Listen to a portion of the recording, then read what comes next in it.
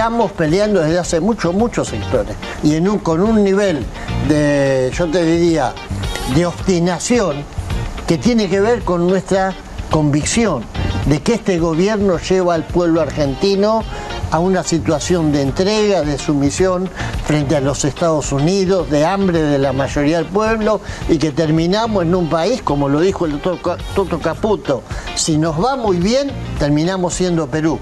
80% de informalidad y de hambre, sin jubilados, etc. Antes del 86, cantar el himno nacional, pensar en la patria y en la nación, era tener en la retina de los ojos a los genocidas, a esos uniformes rígidos, a esa manera de hablar insoportable, a esa Argentina irrespirable. Maradona puso todo eso en un cuerpo lúdico y transgresor. Es el mundial de la bandera de Malvinas. Digo, todo el mundo ha hablado de la bandera de Malvinas. Es un hecho extraordinario. Para mí, la selección argentina hizo 19 goles, el gol número 20 fue este. Es además la demostración de que a veces, por fuera de lo institucional, se pueden lograr muchas cosas. Lo que quiero explicar es que hay dirigentes que cuando veían que la mayoría apoyaba a Milei, con eso encontraban el pretexto para decir, bueno, muchachos, es lo que la mayoría dice. Había otros dirigentes que decíamos, no, es una mayoría que hoy existe, pero que dentro de 2 años, cuando estén con el agua tapándole la nariz, son los compañeros que tenemos que convocar. Votaron así porque no vieron otra cosa mejor, pero van a estar en el momento que los convoquemos. Además de que habrá dirigentes que se dieron cuenta que este barco, cuyo capitán, que es Milei, también muy probablemente se termine hundiendo. Ver Argentina, ver a Maradona en el 86, fue una experiencia sensible para todos nosotros. Nos permitió cantar el himno de otra manera y pensar el cuerpo de los argentinos de otra manera. Insisto con esto, lúdico y transgresor. Eso no es, digamos así, una especie de sustitución de la política por el fútbol. Es más bien el momento en donde una aspiración colectiva, en este caso democratizadora y plebeya, puede encarnar en alguien que no necesariamente es un político. Evidentemente no le vamos a pedir a Maradona un programa político, ni que sea un líder político, de ninguna manera. El mensaje es muy claro. Entre todos los errores cometidos por la FIFA, uno es no haber terminado el Mundial en el momento que Argentina le gana a Inglaterra. Ahí tendría que haber terminado todo y estaríamos todos, sí, total, millones de la todo. Conspiración de que estaba todo arreglado para nosotros ya estaba. Ya, cuando despejemos un poco la tristeza que nos invade, vamos a volver al partido contra Inglaterra y vamos a volver a ser tan felices como lo fuimos en ese momento.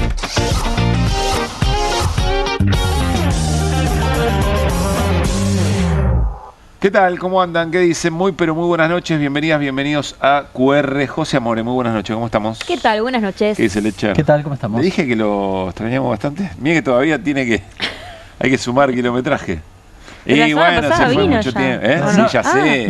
No sé si me lo dice bien o me lo dice mal, Caruso. Se lo digo bien, porque me hace una especie de abrazo y me dice, pero mira que todavía tiene que igual demostrar. No soy de lo que es, se dice. Chau, voy a sacar el chicle para no hacer publicidad. Bueno, quiero confesarles algo. Tenemos un montón de cosas para compartir con ustedes. Hoy viene Germán Martínez, titular del bloque de Fuerza Patria. ¿Es Fuerza Patria? ¿Es Unión por la Patria? Estoy un poco... Unión por la Patria. Pero era Fuerza Patria. Bueno, viene el titular del bloque de Unión por la Patria en diputados, porque el gobierno, que hoy tuvo reunión de mesa política, claramente después del receso invernal, cuando en agosto el Congreso vuelva a su actividad, va a ir por todo. Y hay una lista de reformas muy estructurales, muy de fondo, y va a tratar de aprovechar lo más que pueda la ventana de negociación con sus aliados, que tampoco la tiene tan sencilla, visto lo que pasó con ley de tierras, etcétera, etcétera, o inviolabilidad de la propiedad privada, si ustedes quieren el sarcasmo. También vamos a hablar sobre lo que hoy ocurrió en la conferencia de prensa del vocero. Hay algunas cosas que ya se conocieron, traspiés, un vocero que a veces nos hace extrañar a Dorni. Miren lo que les estoy diciendo. Me pregunto el gobierno qué evaluación hace de su nuevo vocero, pero que tiene escondido algunas cosas que con Hernán y con el equipo vamos a tratar de poner negro sobre blanco. Porque, como decimos muy seguido en QR, como suele decir Carlos, casi que no hay que denunciar nada. Y el gobierno va reconstruyendo todo el tiempo una narrativa respecto del ajuste que es interesante para escuchar. Pero tiene dos momentos que son verdaderamente muy groseros. Muy pero muy groseros, y lo vamos a repasar, por supuesto. Y viene Claudio Martínez, la columna Inteligencia Artificial, muy interesante lo que nos va a contar, porque va a armar un mapa de todo lo que significa hoy en términos geopolíticos la disputa por la cadena de suministros y el control de la inteligencia artificial, cosas que nos quedan del Mundial. Pero francamente hay algo con lo que queremos arrancar, y estoy en dudas porque hay cosas que todavía me cuestan, quizá nacido y creado en el siglo XX, y quizá buena parte se explique por ahí, pero habrán escuchado de la campaña anti-Argentina. E iba a hacer un comentario en algún momento del programa, y después empezamos a observar que gana mucha presencia en medios. No con que gane mucha presencia en medios a QR le convence para que sea tema de arranque, pero algunos testimonios, incluso de gente muy conocida que está en distintos rincones de este mundo, nos cuentan que la cosa está medio difícil. Recién estaba leyendo el testimonio de un amigo, perdón por la autorreferencialidad, no es la intención, que está viviendo en México, y dice, y estoy tratando de ocultar un poco el acento argentino, porque me da un poco, está bravo el asunto, apuntando a la inoculación del odio. Y ahí es donde a nosotros nos interesa el tema. Parece tener dos partes. Por un lado, toda la campaña anti-Argentina en redes, que si tienen memoria, recién lo hacíamos acá con el equipo, José Amore, un viernes, allí en los comienzos de julio, dijo, che, guarda con esto. Y lo contó. Y la miramos un poquito de costado, como diciendo, ¿para tanto? Bueno, acá estamos. Y por otra parte hay como una situación por parte de algún sector, hasta del progresismo de Occidente, diciendo qué bárbaro el de Argentina, malos perdedores, violentos, racistas. Y entonces ahí dijimos, arranquemos con eso y charlémoslo así, con lo que tenemos un poco sobre la piel. Miren, vamos a repasar algunos elementos. Yo voy a mirar hacia arriba porque, como les conté varias veces, nuestro monitor más cercano va y viene y algún día nos va a dar algo. Este es Yanis Varoufakis, es un economista, fue ministro de Economía de Grecia, ¿no, Hernán? Sí. El brillo colectivo del equipo superó al deslumbre individualismo, es decir, España sobre Argentina, para asegurar la Copa del Mundo. El multiculturalismo funcional y saludable también se llevó una parte de la gloria. El fútbol superó por poco la feroz mercantilización y las maniobras corporativas que casi mataron su espíritu. Alimento para la reflexión sobre todos los demás ámbitos del esfuerzo humano. Bueno. Samuel Jackson ya lo hemos visto, quizá lo más difundido por estas horas, un actor estadounidense de la industria, arriba de todo de la industria del cine estadounidense. Hollywood. ¿No? Marvel. Por favor, no alienten ni apoyen a Argentina para que gane la Copa Mundial de la FIFA. Ha sido históricamente uno de los países más racistas del mundo, si no el que más. Si eres una persona negra que alienta por Argentina, así es como te ves. Te escuchamos alto y claro. Este es uno de los personajes de Django Desencadenado, que es una película que protagonizó Samuel Jackson respecto de la esclavitud en Estados Unidos. El New York Times publica esta nota. Athletic FC es como el equipo deportivo, digamos, del New York Times. Argentina se deshonró a sí misma y a la final de la Copa del Mundo, con su desapacible mal humor, escribe nuestro columnista. Fue una actuación irritable, malhumorada y de mal gusto por parte de los ahora depuestos campeones mundiales. Acá hay un poco de todo, un poco de análisis del partido, pero seguramente cargada por muchas otras cosas que se fueron retroalimentando. Bueno, un poquito, fue un partido, un equipo quizá deslucido en la final, pero todo dentro de las artes del fútbol, cosas que vemos permanentemente como para salir de esta manera. El New Yorker, otro medio estadounidense, miren esta foto. El método le gana a la locura en la final de la Copa del Mundo y toda una bajada muy vinculada con todo lo que estamos conversando. Y la última, solo algunas cosas de las que se están diciendo o publicando. Este buen hombre es un columnista también de un medio estadounidense, creo que es el de New Yorker, ¿no? Dice, esa imagen de Maradona como un ángel vengador, como un tribuno de un pueblo agraviado, trascendió fronteras. Su fama creció en la ciudad sureña de Italia de Nápoles, donde apareció a los mediados de los 80 para jugar en el club local de la ciudad Napoli, que no había ganado nada en la memoria reciente y cuyos aficionados se rebelan contra el prejuicio de los italianos del norte. Habían pasado más de medio siglo desde que esta ciudad, condenada a sufrir las furias del Vesubio, la derrota eterna en el campo de fútbol, había ganado por última vez un campeonato. Gracias a Maradona, el sur oscuro finalmente logró humillar al norte blanco que lo despreciaba. Esto escribió Eduardo Galeano en los estadios de Italia, bueno, y caracteriza a Maradona. Dice, ahora la Argentina de Messi es el orden establecido, el Goliat que hunde las cabezas de todos los demás contendientes en el polvo. ¿Cómo se construye esta idea, sobre todo después de todo lo que pasó con el propio Messi después de Qatar? ¿Qué nos perdimos? Y finalmente una congresista demócrata estadounidense, pentecostal, que dice esto, escuchen. So, Dr. Blight, because you talked about the World Cup. The World Cup that captured the imaginations of the entire world when they saw all of these people of color that was playing for all these teams. And ultimately, if you recall, the last two teams, it was Argentina and Spain. And it seemed like the vast majority of the world was rooting for Argentina, or actually against Argentina, right? And why was that? Just give me an explanation if you could guess. If you'll just let them finish the answer. Spain had the best team. Maybe that's why they were rooting for them. There's also a racist history that exists. Mr. Byer, you're recognized. Hay una nota muy interesante hoy de Federico Pita en página 12. Es lo que más me gustó leer en este rato.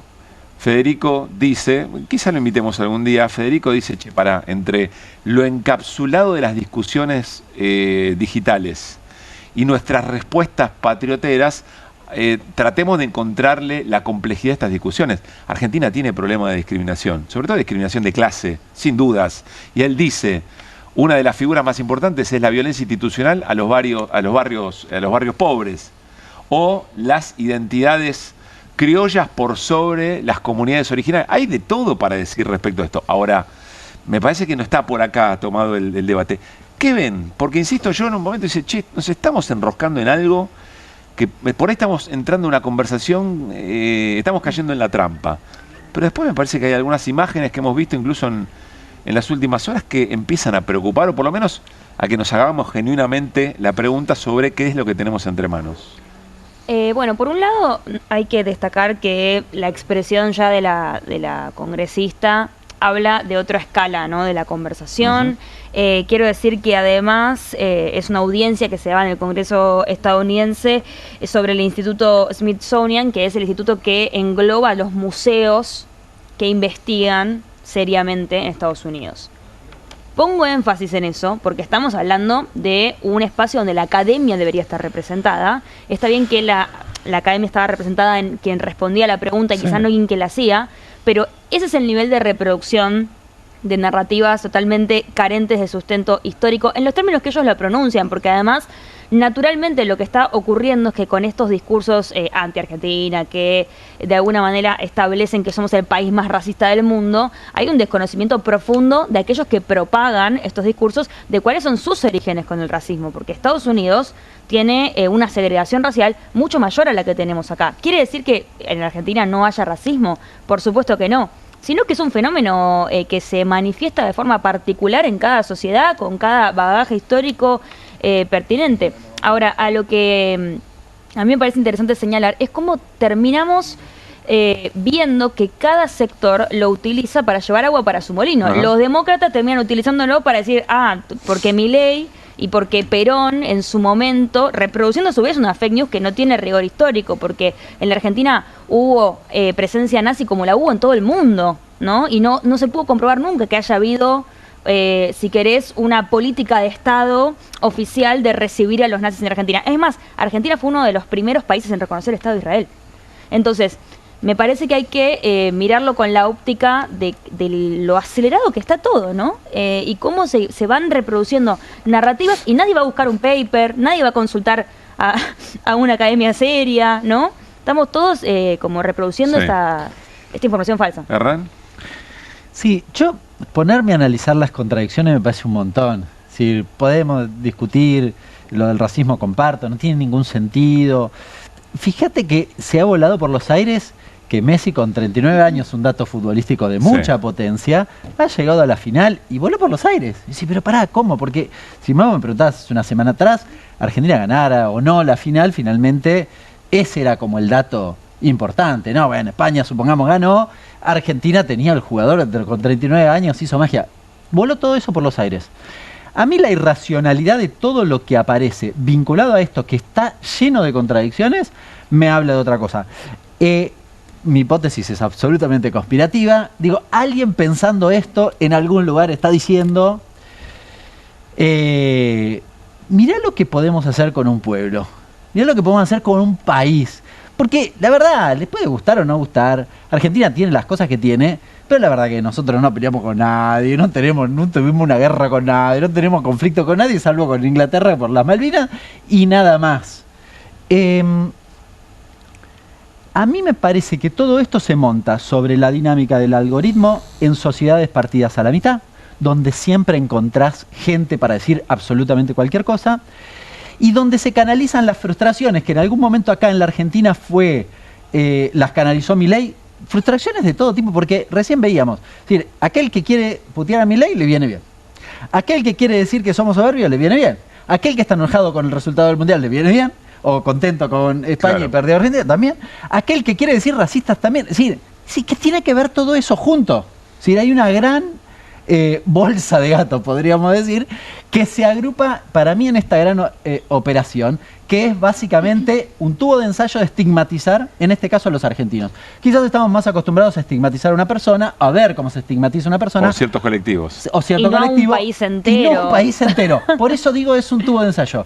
Y la pregunta eventualmente en esta hipótesis, quizás un poco alocada de mi parte, es ¿a quién le beneficia? Bueno, quizás por ahí, porque... Y en esto, recién lo hablábamos con Claudio Martínez fuera del aire, pero a los libertarios siempre les viene bien la mugre. No digo los libertarios locales. La ultraderecha en general. No, construir la idea de que Argentina no es merecedora de éxitos, que Argentina no tiene por qué reclamar la soberanía de su país porque es un pueblo racista. Y yo en ese sentido tengo otra hipótesis, perdón, la asumo, que es, la verdad es que los yanquis tienen una forma política de comportarse donde antes que ser demócratas y republicanos son yanquis. Y probablemente encontremos muchos demócratas que estén de acuerdo con la política exterior que tiene Trump respecto al hemisferio al que pertenecemos. Sí. Entonces, a ellos les conviene para justificar, en todo caso, una política extractivista con respecto al sur global. Claro, pero ahí se me escapa un poco la idea de que dentro de Estados Unidos, porque me parece que no se refiere exactamente a un gobierno, ahora lo vamos a hablar igual, pero se me escapa un poco la idea de que hay una política exterior de un país, es una política de Estado que me parece que incluso está por encima de los Estados, por fuera, si vos querés. Ahora vamos a hablar qué pasó en redes, nos va a contar José. Iri, ¿qué estás viendo acá? Bueno, si José va a hablar de las redes, porque justamente yo lo que veo es algo que tiene que ver con las redes y con lo que decía Hernán. Durante el Mundial, si no entendí mal, además la palabra Argentina y la palabra Messi eran de las más mencionadas en las redes sociales y eso se monetiza. O sea, acá hay alguien que gana económicamente, además de todo, ¿no? Corregime, José, si me equivoco. Pero entiendo que además con esto y con la mugre que puede generar, además hay una monetización. Digo, más allá de toda la lectura adicional que podamos, política o de contexto que podamos hacer. Y si uno mira quiénes suelen utilizar el algoritmo con más fruición y aprovechando la mugre que también genera, porque además X es una red muy distribuidora de odio, es como una especie de especialidad de esa red social, y sí, al mundo libertario le resulta funcional. Y es una gran paradoja, porque si vos te pones a observar ¿Qué tipo desde el punto de vista de las políticas, qué tipo de políticas ha favorecido el gobierno libertario? El gobierno libertario modificó la ley de migración y la ley de ciudadanía para restringir todas las posibilidades que tienen los extranjeros en Argentina. Entonces, si te pones a pensar desde el punto de vista político, qué es lo que hay una suerte de racismo y de xenofobia que son políticas de gobierno. O sea, eso tiene un sustento real, pero eso no quiere decir que el pueblo argentino sea eso. No, pero eso sería un análisis eventualmente. No, pero por eso tomémoslo, te digo, por eso te digo, sin meterme en eso, porque si te metes en eso, o sea, te encontrás con esa complejidad. Está bien, pero quiero decir, Pérez Reverte se metió en el asunto. Rosalía. Gente grande. Rosalía. Gente grande con capacidad de sí. discernir. Me parece que es capaz de entender que estas cosas tienen otras complejidades como para andar reproduciéndolas. ¿Qué pasó en redes? Insisto que José Amore hace varios viernes dijo, che, acá estoy viendo algo. Y la miramos medio de costado y hoy nos encontramos con que eso efectivamente estaba ahí, lo supiste detectar. Sí, bueno, además de que, digo, no es solamente una cuestión de que yo lo vi en mi timeline y en mi algoritmo, ¿no? Sino que empezamos a ver estudios como traje el de Mercedes Máspero, ¿no? Que es antropóloga digital, que de hecho se formó en Londres, ¿no? Para poder ahora analizar con perspectiva local estos estudios. Lo que mencionaba Irina, ¿no? Una especie de empuje generalizado de las redes sociales a la mención de conceptos sobre la Argentina, como que somos desagradables, que somos racistas.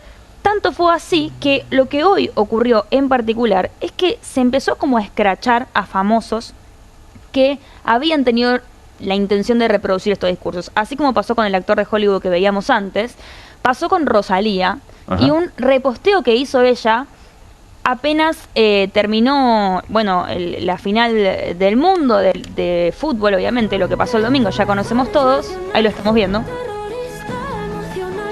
Esta es Mia Khalifa, ¿no? Que es otra artista, que no es española. Creo que vive en Estados Unidos, no recuerdo su origen.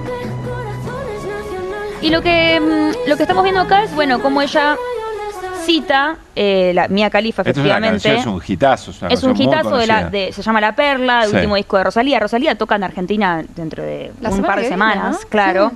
Sí. Vendió muchísimas entradas. La realidad es que la última vez que vino a la Argentina vino solo a presentar su disco y fue un furor. Y ella siempre tiene una manera de mostrar que tiene un cariño particular con la Argentina. De hecho, tiene una frase bastante popular que es que el cielo de Buenos Aires es diferente, ¿Pero ¿no? qué es lo que dijo esta artista en particular? Volvemos a lo de Mia Khalifa. Mia Khalifa termina la final y comparte este extracto de un video de ella cantando La Perla. La Perla es uno de los hits más importantes del último disco de Rosalía.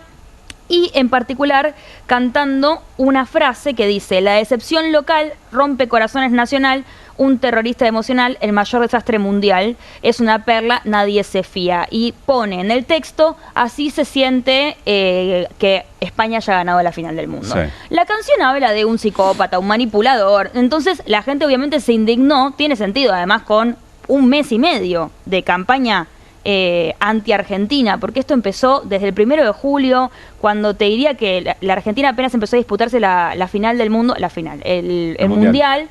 Efectivamente ya empezó a haber una campaña en internet.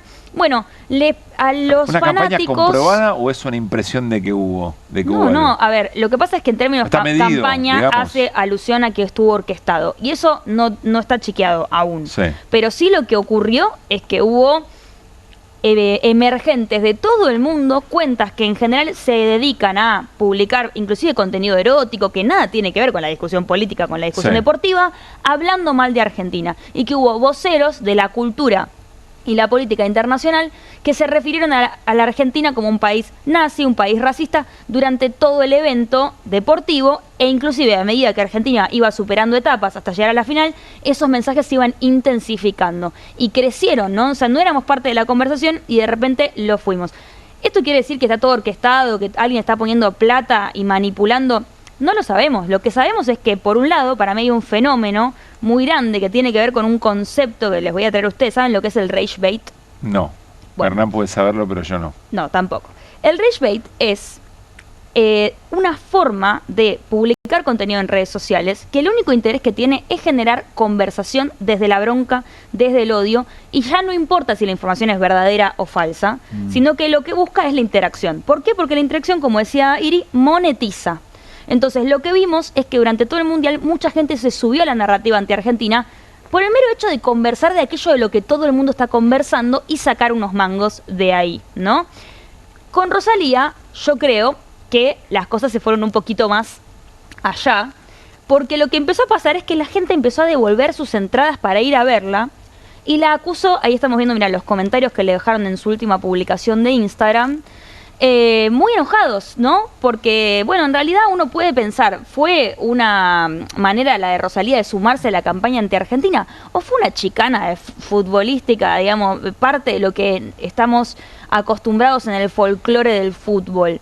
Lo que me parecía interesante de esto que pasó y que también pasó con Pedro Pascal, el actor, porque también puso un like a esta publicación que decía, bueno, la gente negra viendo cómo Argentina pierde el Mundial y hay gente feliz, festejando, bailando, es que hay un sobregiro. Como también señalaba Iri, ¿no? Lo que termina pasando es que lo que abundan son mensajes de odio, mensajes polarizados, donde de repente somos nosotros contra el mundo, que algo de cierto hay, pero también a mí me parece que quizá lo de Rosalía, esta es mi opinión particular, ¿no?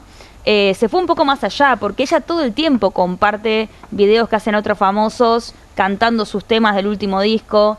Digo, la verdad que fue poco afortunado de su parte hacerlo en este contexto. A mí me llamó mucho la atención, la verdad pero sabes que me hizo un clic lo de Rosalía, porque yo hace unos días que venía escuchando comentarios sobre esto, te había escuchado a vos también, no lograba verlo en las redes, porque quizá yo no lo captaba, pero sí veía muchos colegas que estaban en Estados Unidos cubriendo el Mundial, que hablaban de esto, y yo decía, no entiendo de qué hablan. O sea, bueno, ahora evidentemente esto tomó una dimensión, a mí me cayó la ficha con Rosalía, pero, o sea, tomó una dimensión más grande que me ayudó a entender qué era lo que estaba pasando. Y la cantidad de, el efecto extraño que esto genera, ¿no?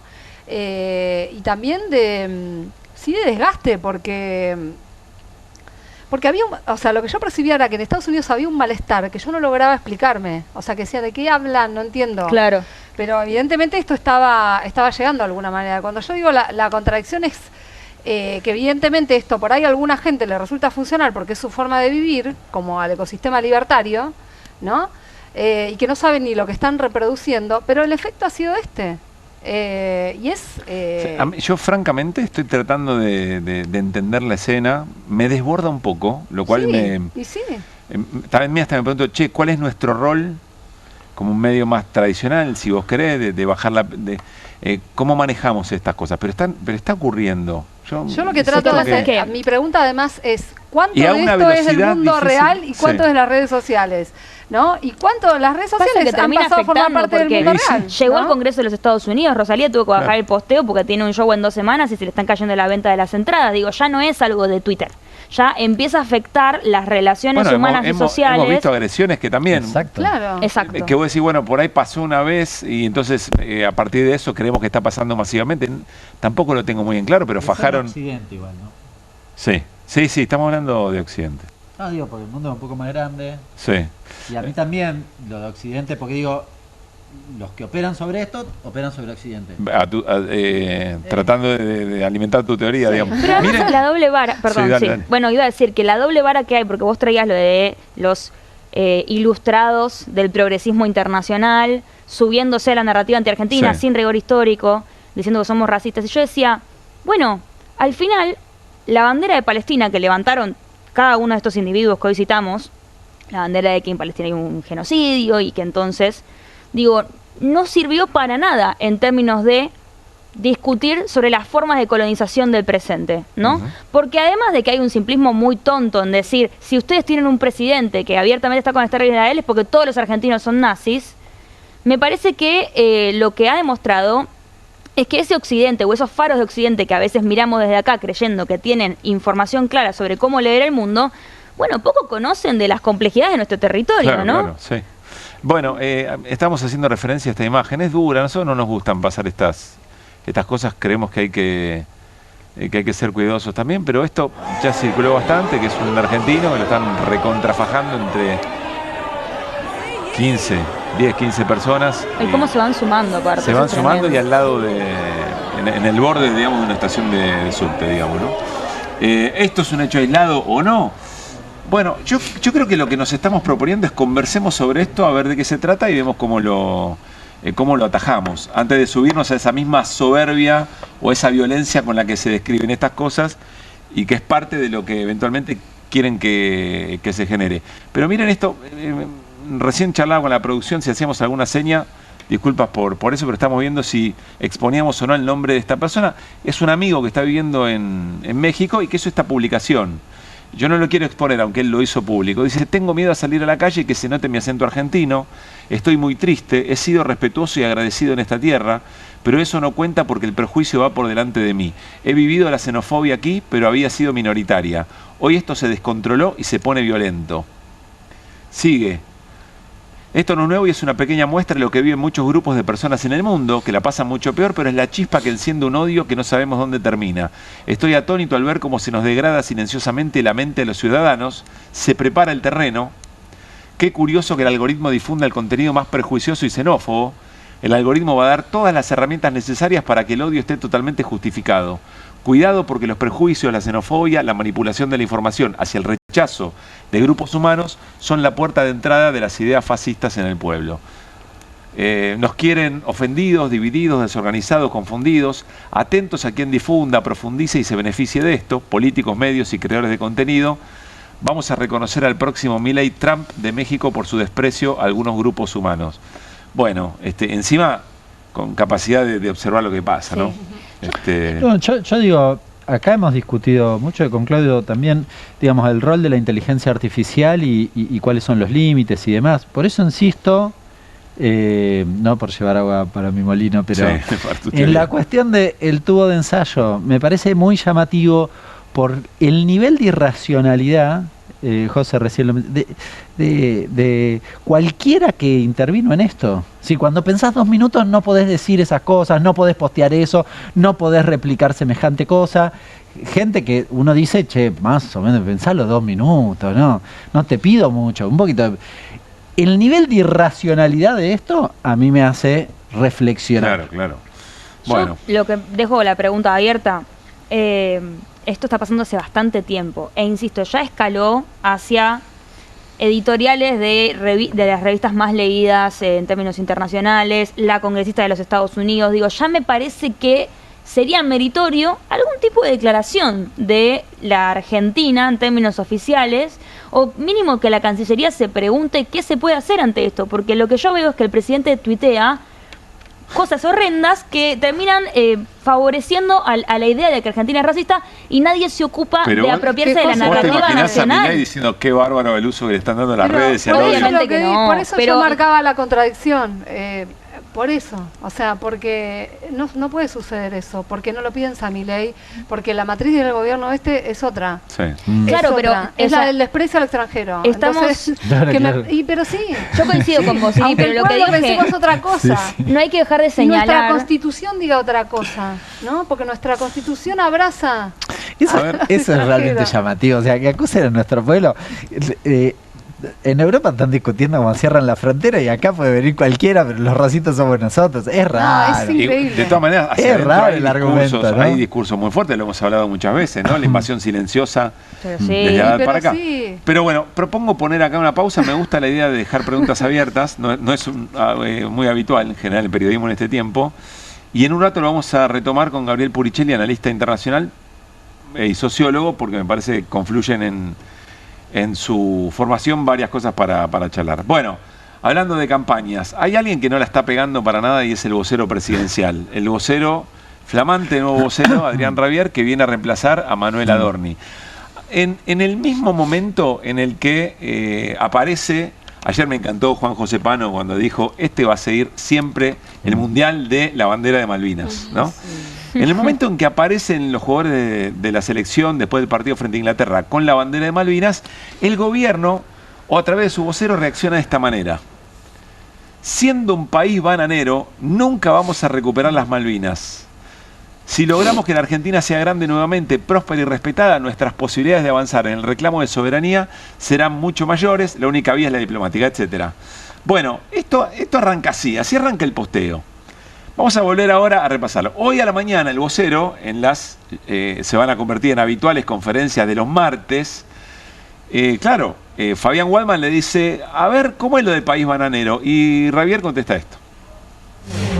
En relación con mis afirmaciones, niego contundentemente haber dicho alguna vez que la Argentina era un país bananero. Digamos, yo nunca dije eso.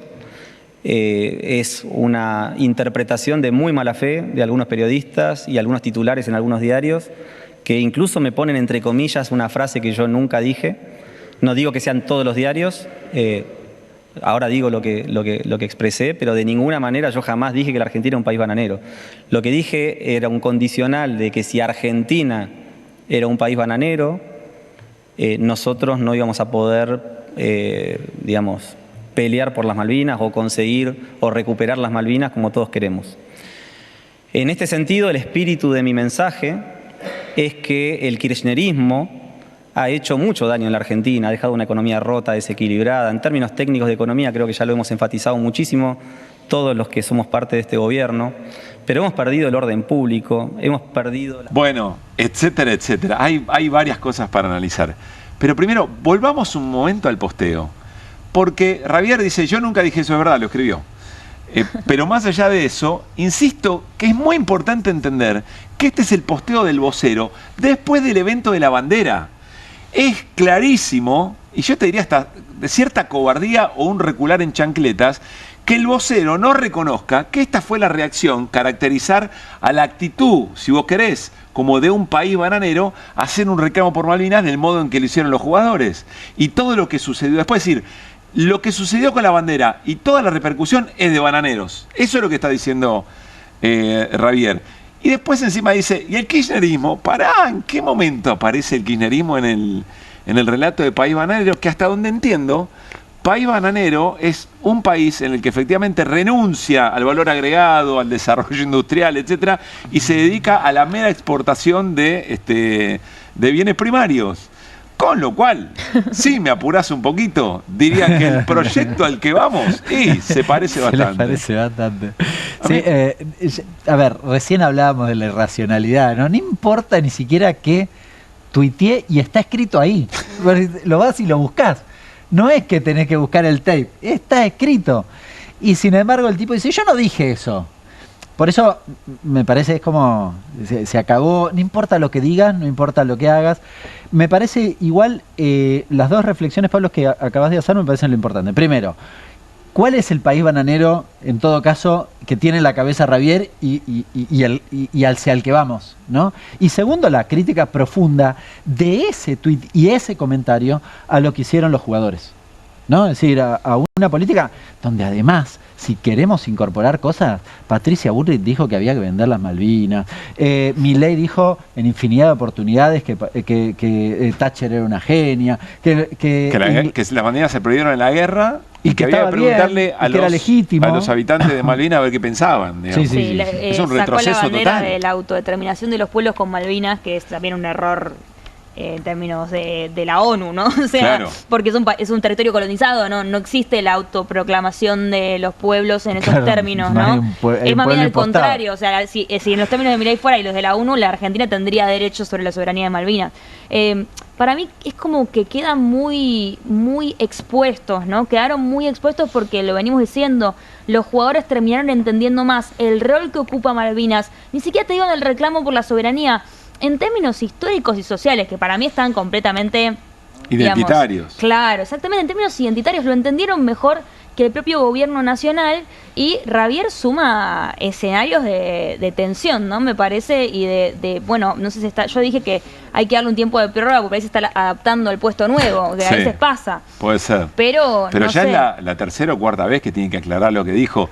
No es un problema hasta del vocero, o sea, podemos discutir lo que dijo, pero eventualmente un vocero teniendo que explicar algo que escribió, es como va a contramano del rol. Salvo que el gobierno diga, bueno, que hablen de todo esto y no de la extranjerización de la tierra, y entonces los aplaudimos y está bien, están ganando el partido. Y al final lo están logrando. Y al final lo están logrando. Bueno, hay otra del vocero. Miren esta escena porque no tiene desperdicio.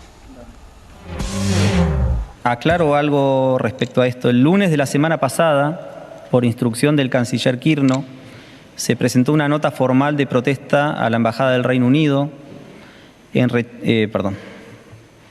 Está mal la respuesta. Era una respuesta a otra pregunta. Un segundo que chequeo esto. Esta es. La República Argentina expresa su... Yo no sé si en un momento vino Daniel Rabinovich a mi mente y le luteé haciendo... Sí. ¿no? Haciendo un... No puede ser. Me dio Es muy calor de fuerte. verlo, te A digo. mí no me molesta que tenga respuestas escritas. Creo que habla mal de él como vocero. Pero eventualmente puede estar, y puede haber algo que el gobierno quiere ser muy taxativo, no quiero rápido, entonces tiene que... Pero bueno, invocarle a la cosa. La pregunta era, además, él estaba, ¿sabes qué? Me la juego. La pregunta era sobre una empresa israelí buscando petróleo, Novitas. perforando petróleo en Malvinas. Y yo creo que él creyó, porque se van anticipando a ver con qué van a venir. Son vivos. De con qué van a venir y yo ya tengo la respuesta. Yo creo que era por el buque de guerra que había estado en mar argentino, en aguas argentinas, y creo que tenía la respuesta como por ahí. Pero bueno, es un gran papelón Que todo. la pregunta en realidad sobre la empresa israelí que está haciendo extractivismo de hidrocarburos en las Malvinas con concesión de Reino Unido, se la habían hecho la semana anterior. O sea, él se ve que tenía un papel viejo o algo vinculado al respecto. Bueno, no tiene cintura por ahora el vocero, ¿no? Pareciera. Es tremendo. Ahora, si nos preguntan a nosotros, lo más grave viene ahora. Lo más grave viene ahora. Porque en medio de esa conferencia de prensa, un colega le pregunta por, en general, las políticas de salud y específicamente respecto del PAMI. Tengamos en cuenta esa definición que siempre mencionamos aquí, que la menciona Carlos, no hay nada para denunciar. Miren lo que dice Javier, es decir, el gobierno respecto de cómo está funcionando el PAMI. Respecto al PAMI, hay tensiones con el PAMI porque no es un gobierno que emite moneda y gratuitamente entrega el dinero a todos aquellos sectores que lo reclaman, como ha pasado en el pasado. No hay plan platita acá, hay que reasignar partidas, con lo cual si queremos más dinero para el PAMI hay que tomarlo de otro lugar, y Caputo, nuestro ministro de Economía, creo, está haciendo todo lo que puede con los recursos que tiene para tratar de lograr muchas cosas al mismo tiempo, mientras baja impuestos para recuperar el sector productivo, que está hoy con una mochila de impuestos imposible de ser competitivo con esa mochila de impuestos, mientras trata de sacarle un poco de retenciones al campo, mientras trata de eliminar el impuesto país, mientras elimina aranceles, mientras, gracias a la ley de modernización laboral, elimina 7 impuestos, también está tratando de seguir financiando las mejoras en el Garrahan, que eran urgentes, las mejoras en el Malbrán, que también eran urgentes, y al mismo tiempo en muchos otros casos. Entonces, cuando el PAMI tiene tensiones, en principio son demoras en algún pago. Es cierto que existe alguna demora en algún pago, y cada tanto aparecen las partidas que se van obteniendo gracias a mejoras en la recaudación, y ese dinero se asigna para ponernos al día lo más posible, que lo digamos dentro de las posibilidades contables con el PAMI. Bueno, hay una confesión grande como una casa, más allá de toda la explicación, y es, sí, el gobierno toma la decisión política de hacerle peor la vida a jubilados y jubiladas porque no se anima a reasignar partidas, a sacarlas de otro lugar, es lo que dice, a sacarlas de otro lugar para efectivamente hacer una ponderación de cuáles son los sectores que el Estado tiene que acompañar y eventualmente cuáles son los que tiene que poner el hombro. En la misma frase dice, sí, estamos tratando de bajar retenciones para que después, bueno, hay que tener la respuesta. Lo que esconde es la decisión política, que no termina de... Yo insisto con algo, porque hay quien dice, no, Milei dijo que, de entrada, dijo que iba a venir por el Estado, etcétera. Pero Milei también dijo que el ajuste no iba a recaer sobre la gente, que el ajuste no iba a recaer más que en la política y en la casta. Y eso fue una hipocresía grande como una casa. Cuando dice hay tensiones en el PAMI, sí, ¿por qué usa ese eufemismo para hablar de que básicamente no le están dando los remedios a los jubilados? Claro, ¿cuál sería la Maestro, ¿entre quién y quién es la tensión? ¿Cuál es la tensión? ¿Qué son los jubilados que están muriendo? Y eso es, bueno, es una tensión, pero estamos bajando las retenciones. Claro. Hagamos una representación teatral de esa tensión en el PAMI. Un policía le pega a un jubilado que no se hace una de fin. Claro. O sea, esa es toda la representación. Primer acto, jubilado que va a la farmacia y dice, Claro. no, estos no los voy a tomar. Va a la plaza y la policía lo caga a palo. Y esa, ¿no? Sí, hay tensión. Esa es la tensión que decide el gobierno. No, es una Vamos a volver política, sobre es una política de Es una Estado, política. hay que nombrarlo así. Bueno. ¿Qué día? ¿Qué días que ¿Estamos para las viviendo? 12 del día? Dale. Dale.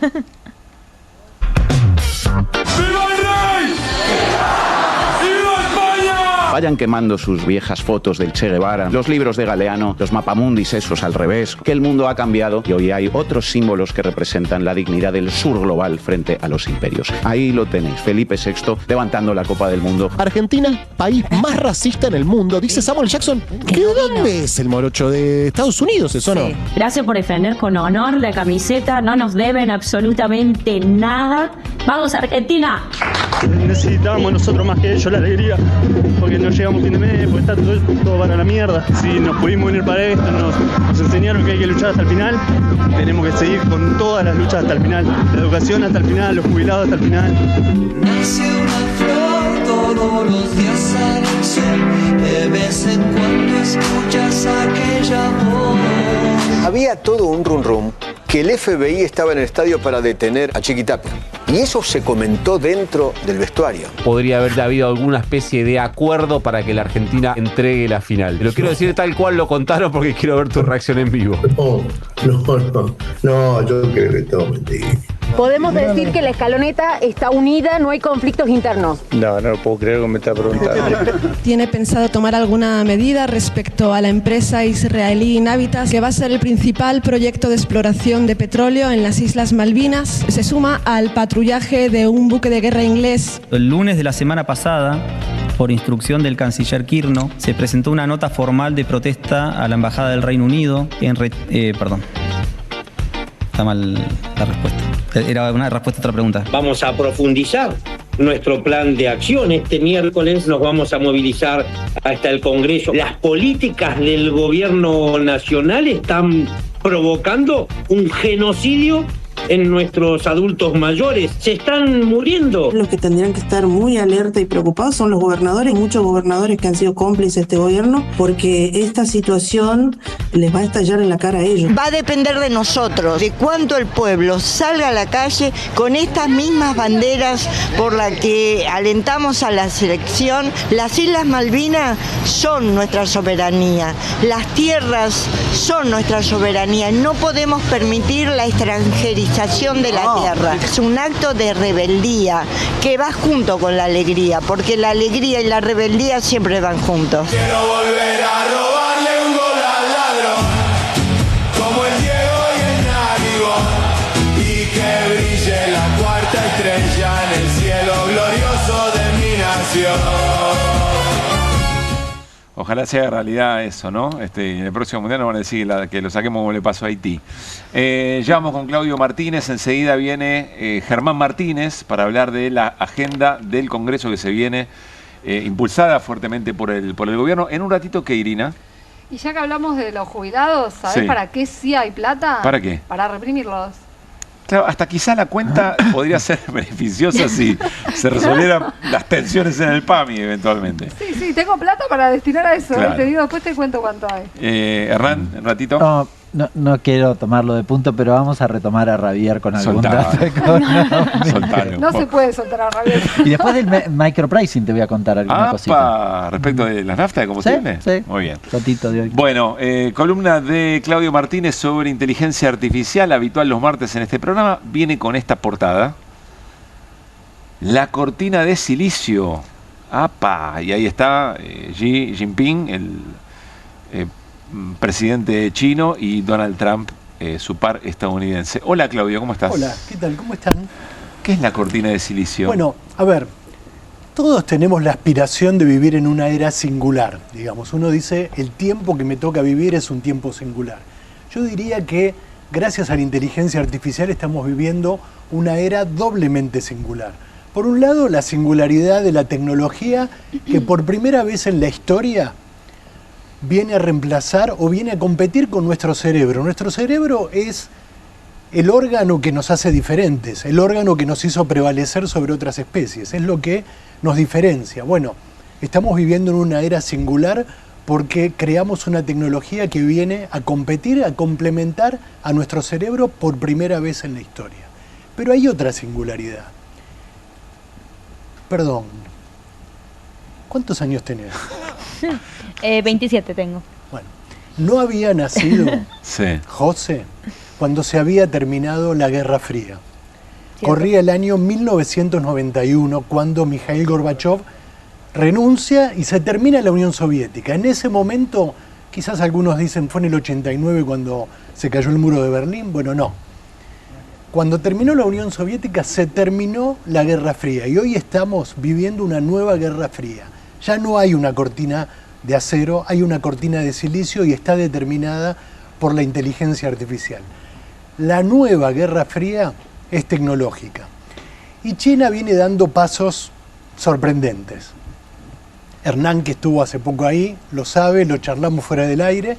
Lo que está pasando con la locomotora china es verdaderamente impactante y mucho tiene que ver con la inteligencia artificial. Mira, la semana pasada presentó un nuevo modelo de inteligencia artificial que se llama, o lo llamaron, Kimi K3. Perdón, ¿es el Estado chino o es una empresa? No, es una empresa que se llama Moonshot. ¿Sí? Pero, a ver, sabemos que China hoy, más que está gobernada por el Partido Comunista, pero más que un Estado comunista, es un capitalismo con intensa y muy fuerte planificación estatal.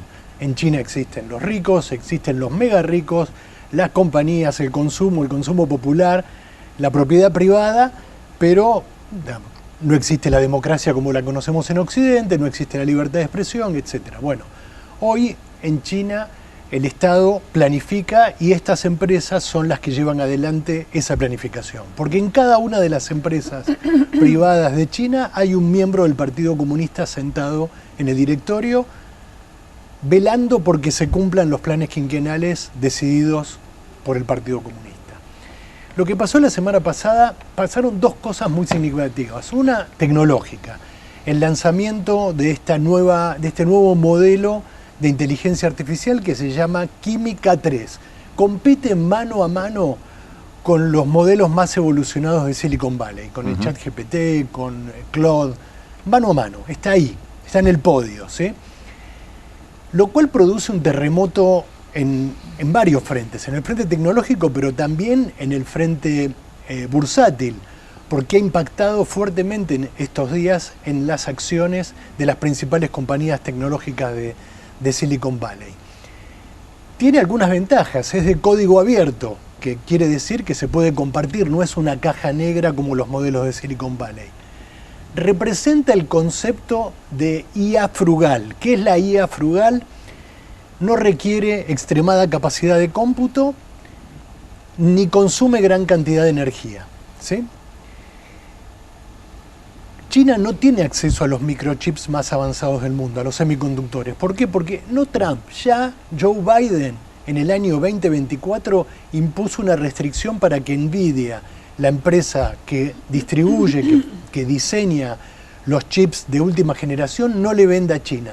Así todo encontraron el modo de desarrollar estos modelos, reemplazando la capacidad de cómputo por una capacidad matemática en términos de construcción de algoritmos notable. Este es el punto en el que está la cuestión tecnológica, pero al mismo tiempo que pasaba esto hubo una novedad política.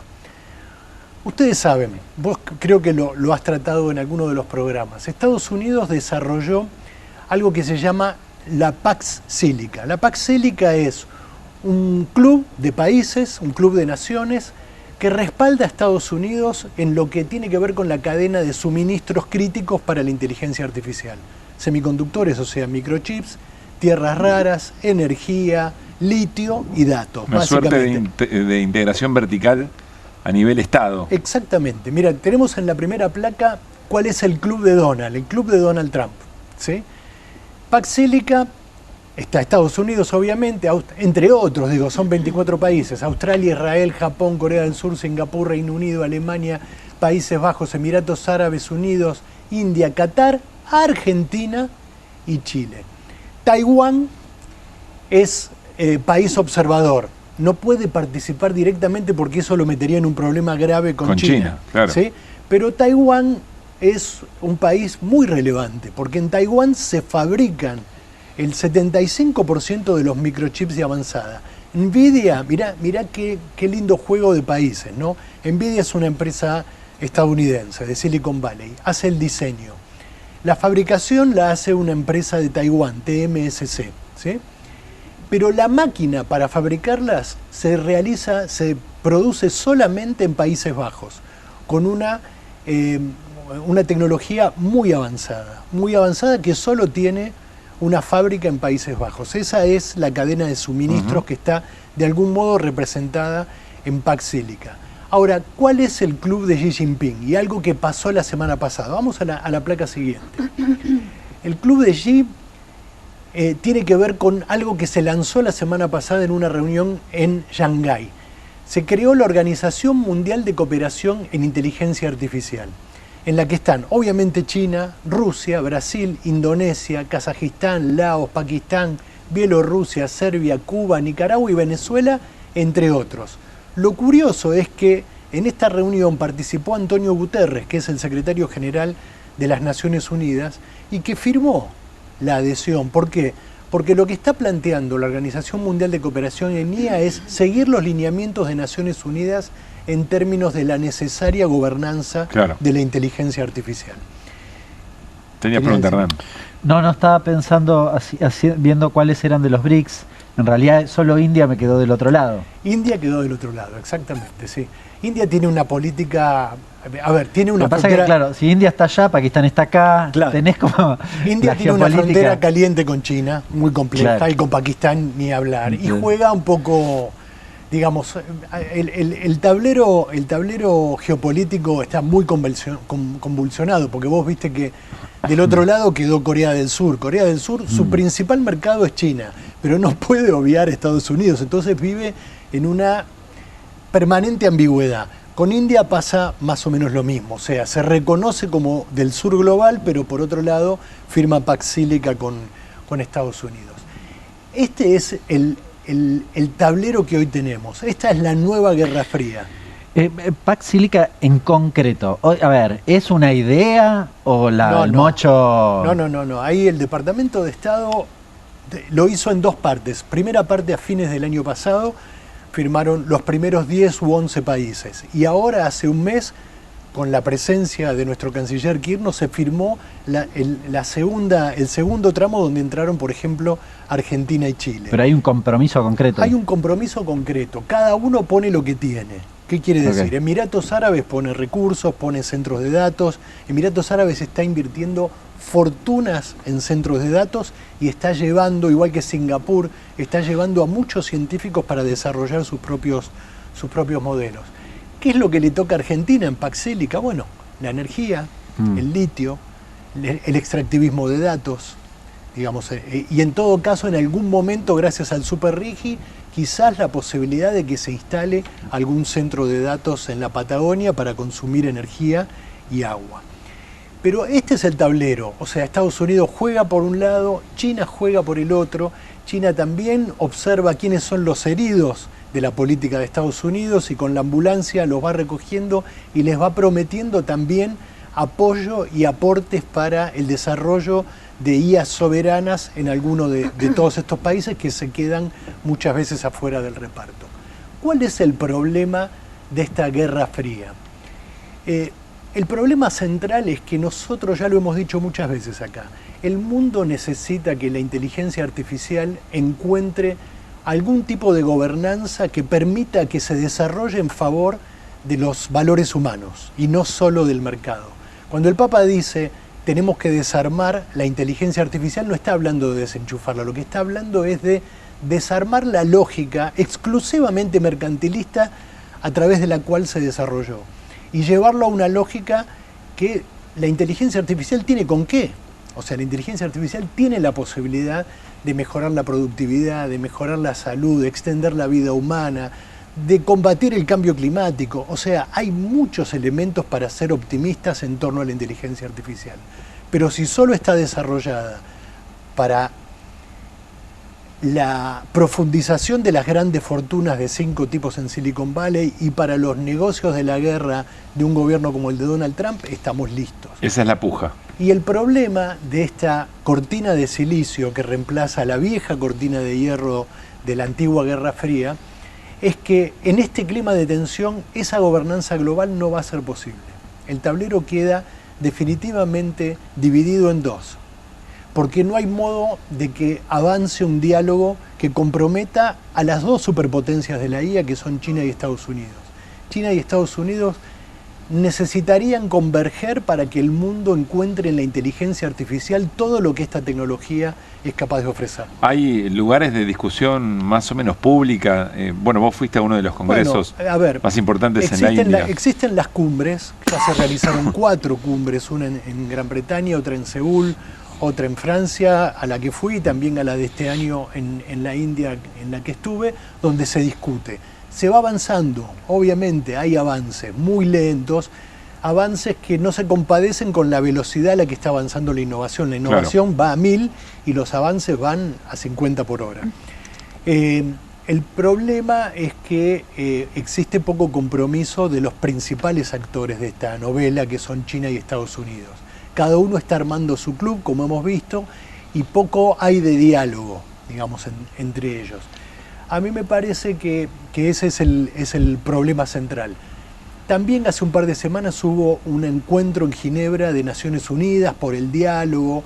No fue un encuentro donde los países tuvieran representaciones de alto nivel, fue más un encuentro de activistas y de organismos vinculados con Naciones Unidas, como UNESCO, por ejemplo, donde hubo bellas palabras, declaraciones políticamente correctas, pero muy pocos avances en términos... Parecido a los encuentros por cambio climático, ¿se acuerdan? Exactamente. Con mucha dificultad para... Pero vos fíjate lo que pasó. El cambio climático, existía una Agenda 2030 que los países se habían comprometido a cumplir. Lo que termina pasando en el último tiempo, en particular después de la pandemia, pero con el desarrollo acelerado de la inteligencia artificial, es que muchos países, empezando por Estados Unidos, tiraron esa agenda a la basura y se ha vuelto a producir energía, incluso hasta con carbón en el mundo. O sea, la inteligencia artificial tiene una demanda energética brutal para su desarrollo. Y ese es un problema grave para el cambio climático.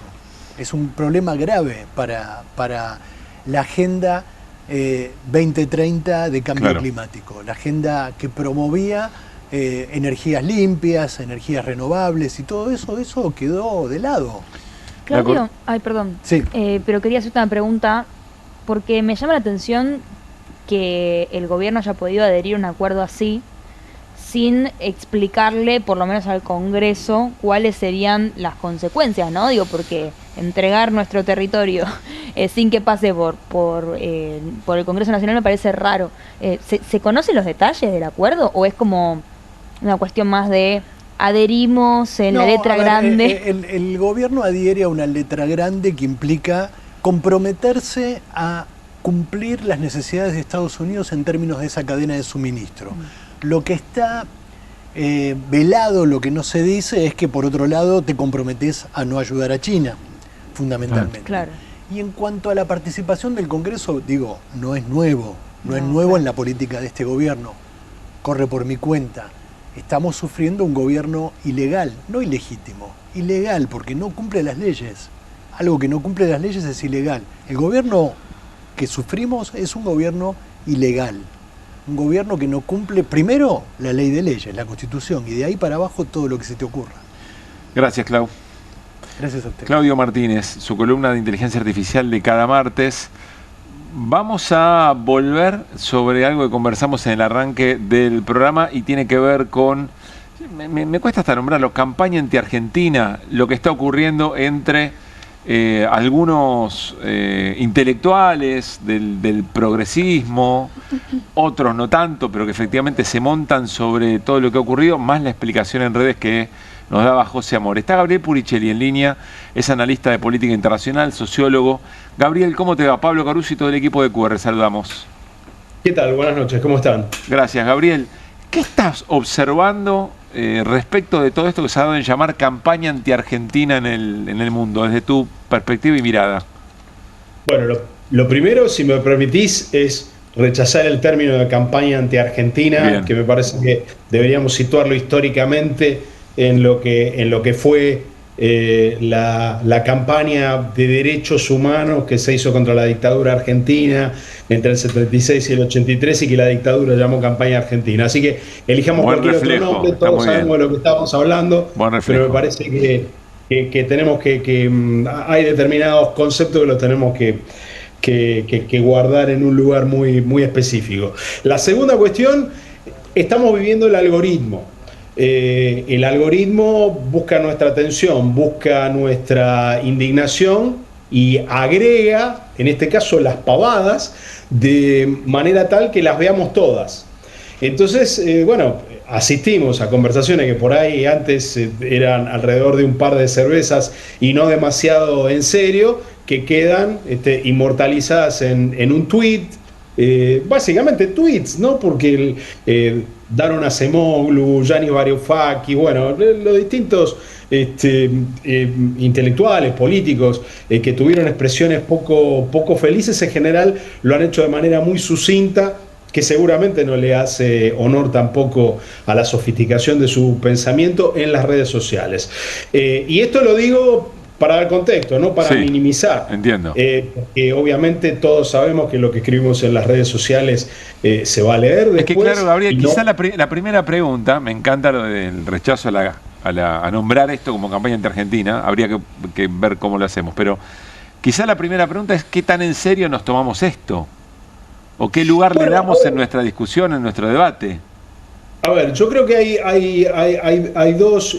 La respuesta a tu pregunta puede ser no nos lo tomemos en serio porque es poco elaborado, porque es perezoso, y al mismo tiempo tomémonoslo en serio porque hay serios problemas de eurocentrismo en determinadas formulaciones que muchas veces nosotros mismos utilizamos en las ciencias sociales, en la política, etc. Entonces, este es un momento para escaparnos de la indignación, responder a esto como respondió, ya que es la que está sentada en el banquillo de los acusados, la selección nacional, que con hidalguía, con espíritu deportivo y sin que nos cambie la vida estar expuesto a estas agresiones, pero al mismo tiempo tomémonoslo en serio porque hay una serie de categorías y de razonamientos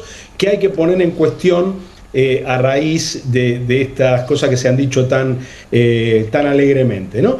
Y me parece que hay algunas cuestiones de determinadas manifestaciones más woke de la izquierda, y en esto, por supuesto, no se me malinterprete de ninguna manera haciendo una crítica como la que hace la extrema derecha, ¿no? De un supuesto wokeismo, sino de la aplicación mecánica de ciertas categorías que son válidas para el análisis de situaciones, por ejemplo, del racismo en sociedades que fueron colonialistas y que tuvieron economías esclavistas.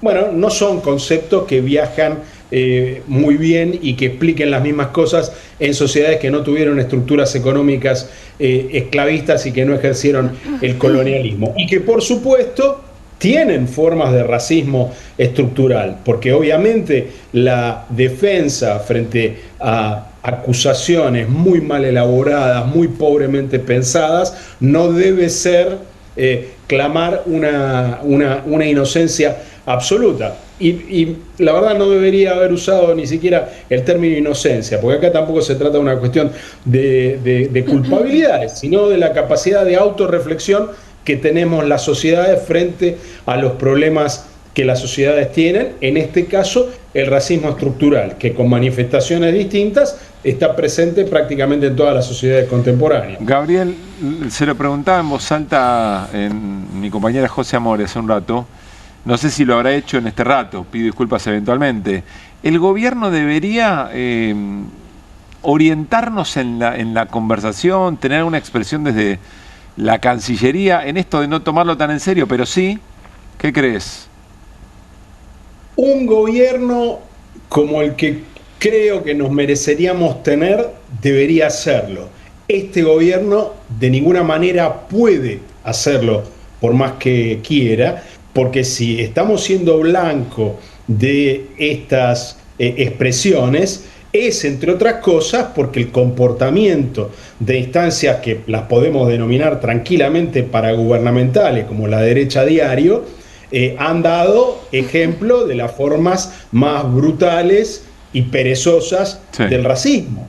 Entonces, el vocero que deberíamos tener, efectivamente, sería un gobierno democrático, constitucional, apegado a los valores de la Revolución Francesa, de los derechos humanos, etc. No es el gobierno que tenemos y, por supuesto, parece que esta es una cosa que queda enteramente en nuestras manos como ciudadanos, ¿no? De repensar las cosas que esto nos obliga a repensar y de defendernos con las mejores artes, no simplemente poniéndolo en espejo a quienes circunstancialmente nos atacan, en algunos casos sin pensar que nos están atacando colectivamente, ¿no? Claro. Dice Hernán Lecher, parezco el Javier de QR, soy como el vocero de mis compañeros. Dice Hernán Lecher, en algún lugar del mundo hay alguien diciéndole a otra persona al oído, mirá lo que podemos hacer, mirá cómo podemos embarrar la cancha contra un pueblo a nivel internacional. Probando tecnologías del odio, de la conversación, de la conversación odiosa. ¿Qué pensás? Me parece que estamos asistiendo a un momento en el que las redes sociales vuelven a probar, en este caso con nosotros colectivamente como conejillo de Indias, que son una máquina de envenenar el debate público, ¿no? Y me parece que también esta es otra de las cuestiones sobre las que tendríamos que reflexionar, ¿no? ¿Y quién gana en un debate público envenenado? ¿Perdón? ¿Quién gana en un debate público envenenado? No, bueno, podría dar una respuesta muy holgazana de mi parte, que los ingenieros del caos ganan, ¿no? En un contexto así. ¿Quién gana? Gana la imposibilidad de discutir políticas públicas, de discutir política en general, de discutir la sociedad deseable con la parsimonia, con la paciencia y con la sobriedad que estas cosas se tienen que discutir. Porque acá no hay solución mágica. No es que la aceleración que significan las redes sociales puede obviar la instancia de reflexión, la instancia de ponderación de medios y fines que requiere la buena política. Y me parece que justamente creo que la prescripción acá es un poco pisar el freno, ¿no? Darnos cuenta cómo tal vez estamos todos participando, no me excluyo de ninguna manera, de la reproducción de todo esto, ¿no? ¿Cuántos de los tweets de Rosalía o de quien sea hemos estado reposteando en Instagram, en X o en cualquiera de las redes? Y probablemente lo más inteligente y probablemente lo más sencillo que podemos hacer es quitarle velocidad a todo esto y no ser nosotros uno más de los que, usando la metáfora más luminosa de los noruegos en este mundial, no ser más los que remamos, ¿no? Para que este barco de la desinformación, de la desinformación y de la indignación siga andando a esta velocidad, ¿no? Gabriel, siempre interesante escucharte. Gracias por el rato. No, gracias a ustedes por la comunicación. Gabriel Puricelli. Bueno, Hernán Lecher, 3 temas del día, pero me parece que volvemos al... No sé con cuál arrancamos, la verdad que... no me acuerdo. ¿Qué tenemos? A la producción le pregunto. Tenemos el tape. ¿Qué tenemos? ¿Arrancamos con Javier? Sí, arrancamos con Javier. Ustedes son malos. Bueno, lo vemos. A ver, y te cuento algunas cosas. Dale. Y de hecho, los argentinos la pasamos muy mal en el primer trimestre de 2024, en el sentido de que nuestros ingresos habían caído fuertemente. Yo lo que digo es que desde ese momento a hoy, los salarios reales crecen. Y todos los sectores económicos crecen, todos. No es que la energía, la minería, el agro, la agroindustria o los servicios bancarios o los servicios profesionales o las exportaciones pymes, todos. En algún momento nos preocupaba, Pablo, directamente ver cómo manipular el INDEC. De hecho, se terminó yendo Marco Labaña. ¿Para qué si el vocero puede decir cualquier cosa? ¿Para qué? No es necesario. Yo no quiero ser malo, pero fui a buscar una nota que tenía, cuando la recorté, 20 horas. 20 horas, ¿querés verla? Sí. A ver si la tenemos para mostrarla. No, chicos, 20 horas. Claro, lo que dice es la sumatoria de todos los ingresos. Tira para arriba. Tira para arriba, de hecho es el dato.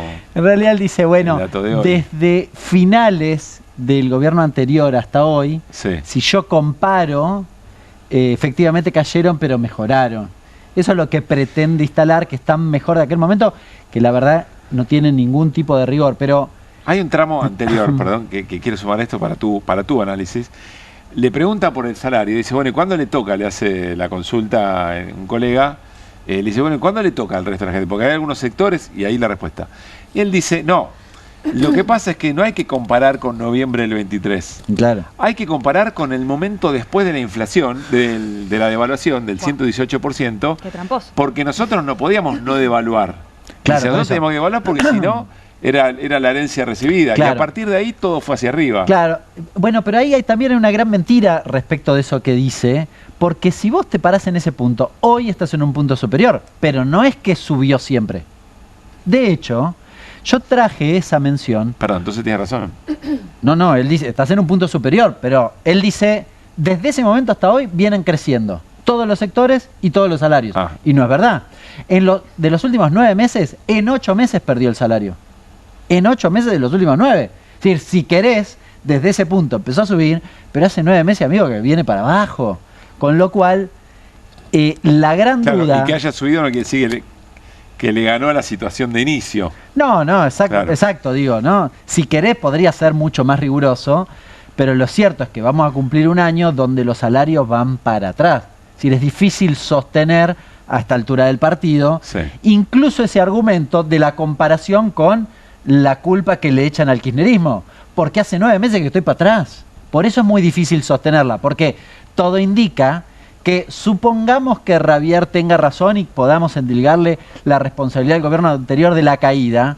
Lo cierto es que lo que yo estoy viendo es que me está yendo mal en tu gobierno desde hace casi un año, y es difícil explicar que eso tiene que ver con el proceso electoral que fue hace un año atrás. ¿No? ¿Se entiende? Digo, ¿y lo de los sectores? Que todos lo de los sectores es peor, más escandaloso. Apela exactamente a la misma cuestión. Dice, bueno, cayeron todos. Entonces, respecto a esa comparación, el escenario en cualquiera de los puntos es mejor. Pero la verdad, yo acá hay que preguntarle a un empresario industrial y fin. Ahora, digamos, ¿por qué sacarías, sencillo. por qué el gobierno se desentendería de su decisión política de devaluar? Porque lo que en algún punto, el truco también aparece en decir, no, mirá, no había... Cualquier otro hubiera devaluado. O sea, la devaluación no fue una decisión política de nuestro modelo, era lo que había que hacer. ¿Eso esconde o camufla también la decisión o el hecho de que había otras alternativas? O eventualmente, si el tipo de cambio estaba muy desbalanceado, políticas que acompañen el impacto en los sectores que querés cuidar.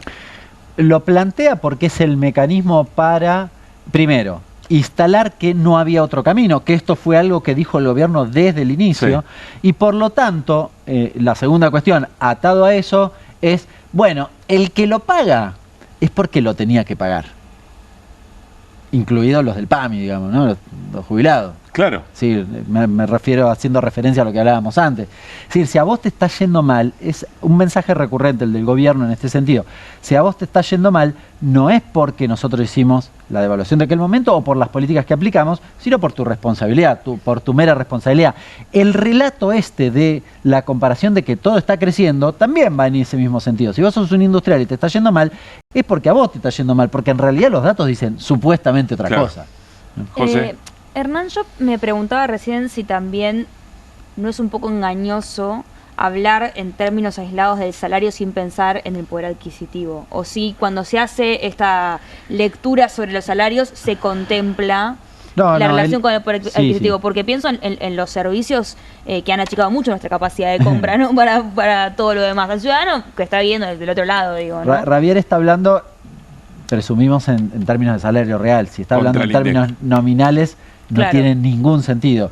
Vale la pena mencionar en este debate que obviamente todos esos cálculos que él hace los hace con una inflación muy extremadamente sospechada y casi confirmada en las dudas por todo el mundo. Pero vos traes algo del tema servicios. Sí. No sabía de la columna, pero me da un pie fantástico. ¿Viste? Estamos conectados. Para un segundo tema, ¿podemos mostrar qué pasó? A ver, ¿qué te traje? Te traje una especie de mini videíto. ¿De qué pasó con los servicios y el salario desde que asumió Milei? Servicios y salario. Sí, esto es desde noviembre, hago la aclaración para Javier, pero fíjate cómo se movieron. Mirá, se ve chiquito, pero... Supongo que el salario es lo de abajo. La última, ¿no? Obviamente. ¿Cuánto aumentó? 305%. Ahora, ¿qué tenés por arriba? Subte, casi 2000%. Colectivo, 1450%. El tren, 1000%. Le hice changüí porque es hasta julio. Si le hago hasta septiembre me da 1500. Hay aumento en agosto y septiembre, vale la pena recordarlo. Electricidad, 850%. La nafta, 630%. Y, insisto con el dato de abajo, que no te equivocaste, salario, la mediana en realidad del salario, 305%. ¿Podemos poner de vuelta el videíto y vemos cómo... Quiero ver sencillamente cómo se va... Pulverizando tu poder adquisitivo. Mi poder adquisitivo, sí, básicamente. A ver, ahí arrancamos. Encima estaba bastante arriba el amarillo. Dale, metele un poquito. No, sabes que no me puede ser. Bueno, no, se quedó ahí. Este es el tema 2. ¿Y el tema 3? Y el tema 3, te traje una noticia que salió hoy. Salió en algunos medios, no se le dio demasiada entidad, pero para mí es muy importante. Una especie de consultora que se llama CEPIS hizo una presentación en la justicia respecto de algo que hemos nombrado acá. ¿Se acuerdan el micropricing? Ese nombre tan fantástico. Ponerle precio de manera micro, no sé cómo. Sí, bueno, que YPF y en realidad cualquier empresa petrolera pueda poner arbitrariamente el precio sin informarle a la sociedad los aumentos promedios y que te lo pueden aumentar a la noche. ¿Se acuerdan que el titular de YPF decía, bueno, si no me gusta tu cara te puedo aumentar a vos? Sí, bueno, estaba hablando justamente... Claro, pero se estaba jactando de que eso era posible. Efectivamente lo podía hacer. Bueno, hoy salió un fallo bonaerense en la justicia bonaerense que obliga a las petroleras justamente a informar los aumentos de combustibles.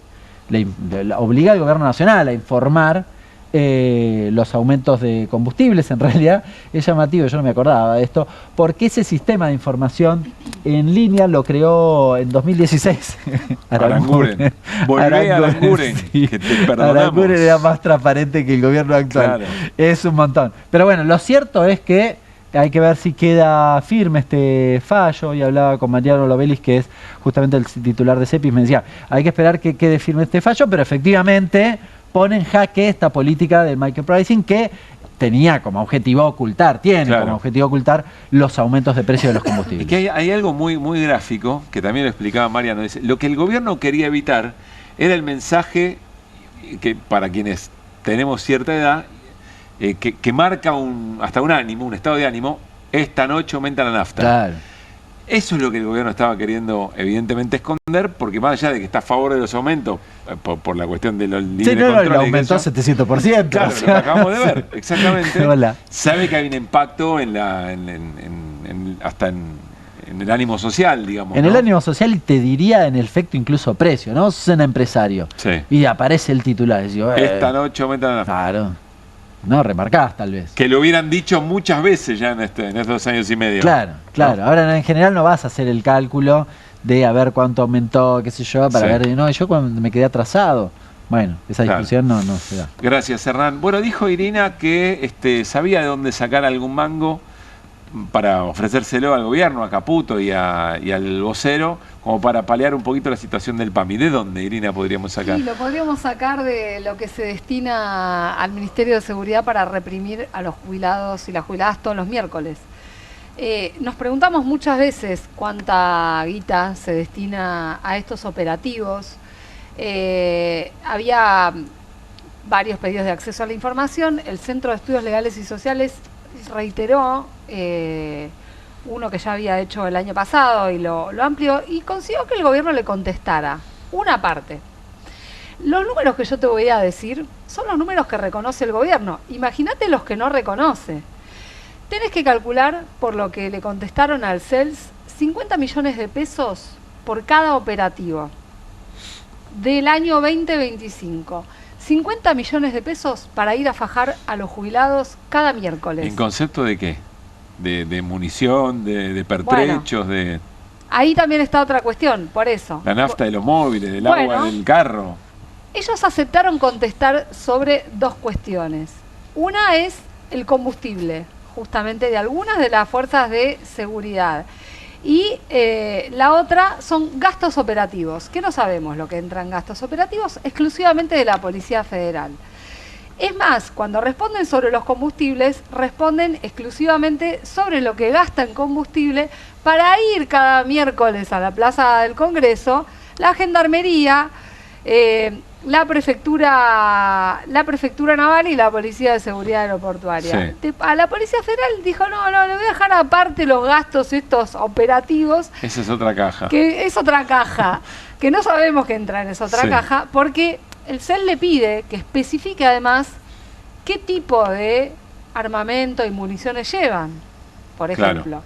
Y es un dato importante, porque ha habido muchos heridos en No las estamos hablando de todos los movilizaciones. operativos, estamos hablando de los operativos de los De miércoles. los miércoles. Que mañana Mirá. será protagonista porque mañana comienza, después lo vamos a contar, mañana comienza la actuación conjunta de las dos centrales, de las dos CTA, de la CGT, de los movimientos sociales, acompañando distintas instancias de protesta. Mañana será a la habitual marcha de jubilados y jubiladas. Después vendrá el 7 de agosto, San Cayetano, etcétera.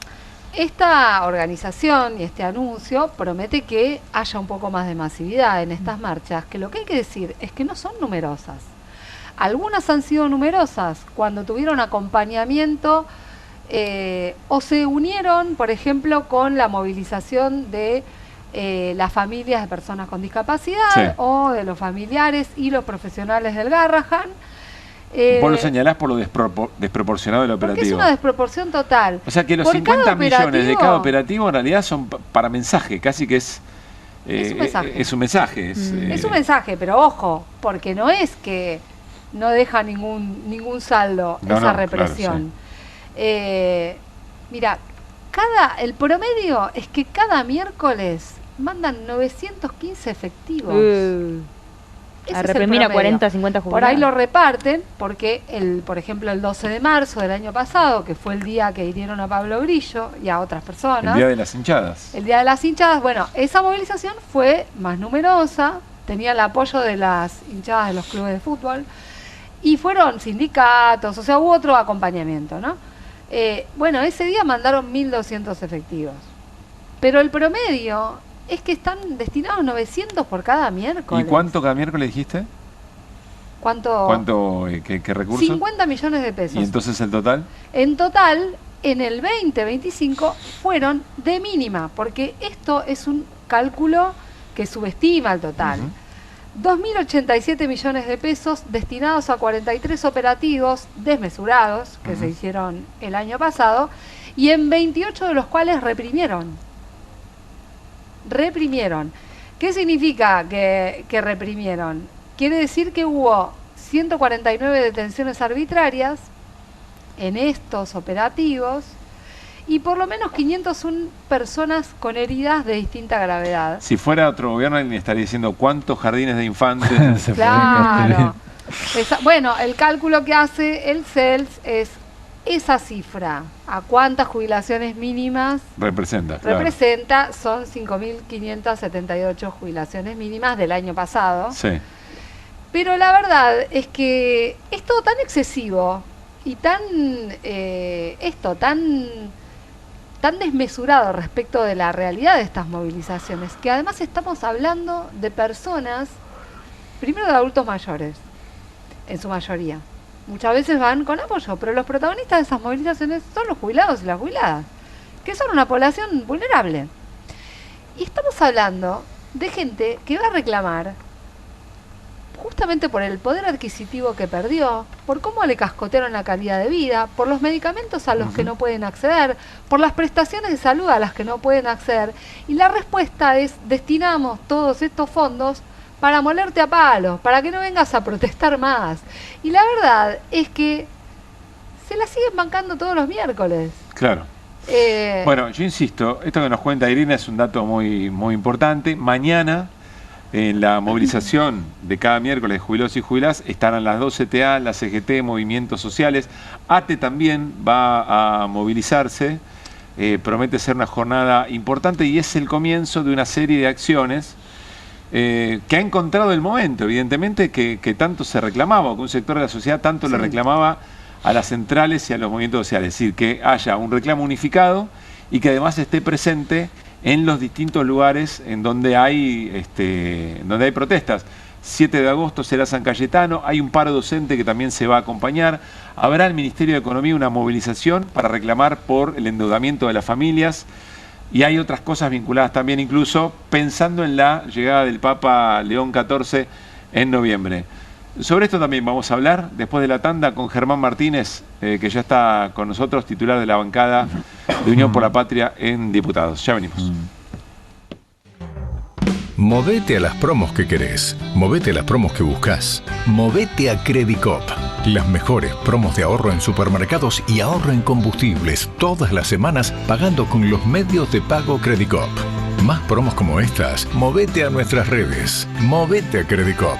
Movete a un banco distinto. Banco Credicop Cooperativo. La banca solidaria. Para más información, ingresá en bancocredicop.co. ¿Pensás que las subastas no son para vos? Son para todos, porque podés comprar y vender desde donde estés de manera rápida, fácil y confiable. ¿Querés participar de nuestra próxima subasta? En Pilar contamos con Mimuni, nuestra herramienta digital de atención ciudadana para solicitar turnos, realizar trámites y gestionar reclamos de manera ágil y cercana. Descárgate la app o chatea con nosotros por WhatsApp a través de 11 52 38 68 64. Las 24 horas del día. También podés acercarte a cualquiera de nuestros puntos Muni de lunes a viernes de 8 a 18 horas y los sábados de 9 a 15 horas. En Pilar seguimos acercando el Estado a todos y todas las pilarenses. Pilar presente con futuro. Escobar no para de crecer en obras, salud, educación, seguridad, cultura, deporte, en cuidado del ambiente y recursos naturales. Escobar no para de crecer en la promoción del desarrollo local con políticas que fomentan la producción y el empleo, el acceso a la vivienda y a mejores condiciones de vida como las cloacas y el agua corriente. Seguimos consolidando este proyecto de transformación. El futuro en nuestras manos. Escobar Municipio.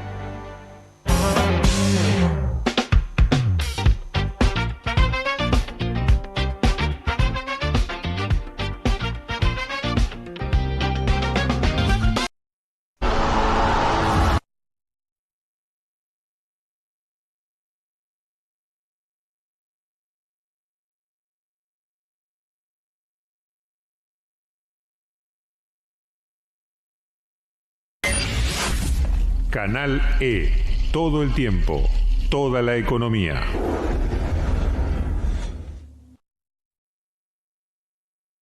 Siempre hay algo detrás que ayuda a que las cosas sucedan. Y eso es lo que hacemos. Detrás de un buen asesoramiento financiero está la entidad líder del Cono Sur. Puente.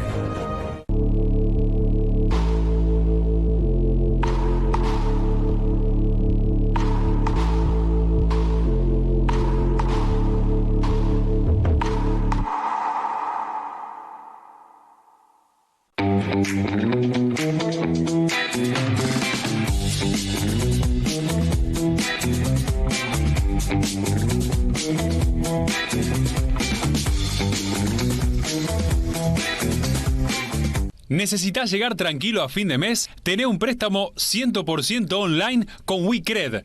Te damos un préstamo personal de hasta 600.000 pesos. Acreditación por CBU dentro de las 48 horas. Mínimos requisitos. Cuotas fijas en pesos. Rápido, simple y seguro. Ingresá ahora en wecred.com.ar. Bueno, la degustación dudaste si Malbec o Cabernet. Sí, yo creo que estaba para cualquiera de los dos. El enólogo en la charla previa nos pidió que probemos distintos varietales y creo que aprovechamos la oportunidad. Así que bueno, quedan varios días y no nos conformamos. Queremos ir por muchas bodegas más. Gracias. No, gracias a vos.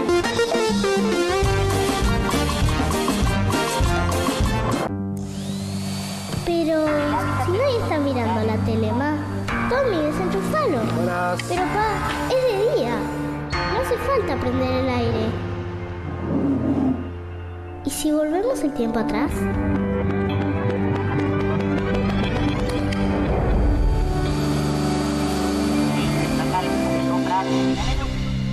Sí. Pequeños cambios hacen una gran diferencia. Cuida la energía. Sumate al consumo eficiente. Sumate al cuidado del planeta. Edenor. La muerte del Indio Solari cierra una etapa irrepetible del rock argentino, pero abre otra, la de su legado. Noticias presenta La leyenda después de la leyenda, una edición especial de 100 páginas para recorrer la vida, obra y trascendencia de un artista que ya se convirtió en mito y en un fenómeno de la cultura popular. Revista Noticias. Entender cambia la vida. Con Telecentro, el verdadero planazo es en casa. Pedí tu Deco 4K con tecnología Android TV más la mejor internet de 700 megas Wi-Fi 6 a solo 35.999 pesos. Telecentro, conectando con vos.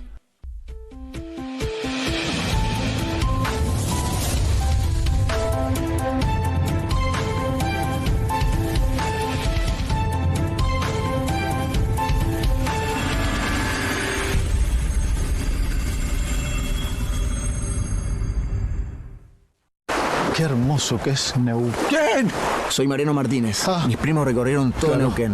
Voy a hacer lo mismo, en 3 días. No, es imposible eso. ¿Cómo? Corriendo.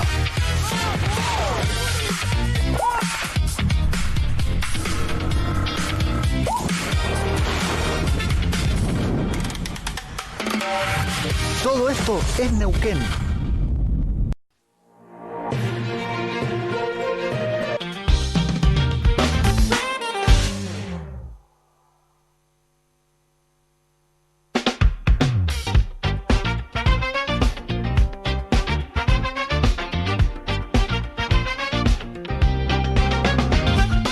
Bueno, muy bien, seguimos en QR y como les prometimos está Germán Martínez con nosotros, titular de la bancada de Unión por la Patria en Cámara de Diputados. Germán, ¿cómo te va? ¿Qué tal? Buenas noches, gracias por estar. Saludos en el panel también.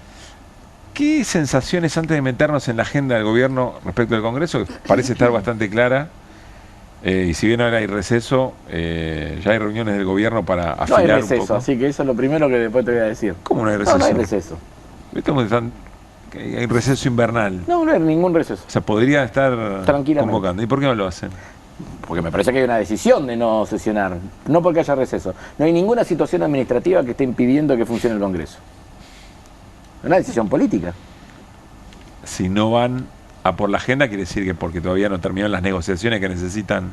Una mezcla de eso y una mezcla que quizás necesitaban también este tiempo para que los diputados se acomoden y los senadores se acomoden en su descanso, en su vida familiar. Pero no hay ningún hecho administrativo que impida. De hecho, yo vengo de la oficina.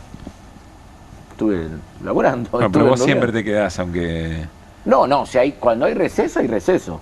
No se le da a todo el personal. Acá lo que se hace, hasta inclusive se le sugiere al personal tomarse los días de licencia en esta ventana de tiempo en los próximos 15 días, pero no hay ningún impedimento para que... La reforma del Banco Central dice. Te corté, hoy va a arrancar por otro lado. No, pero devuelvo, no importa.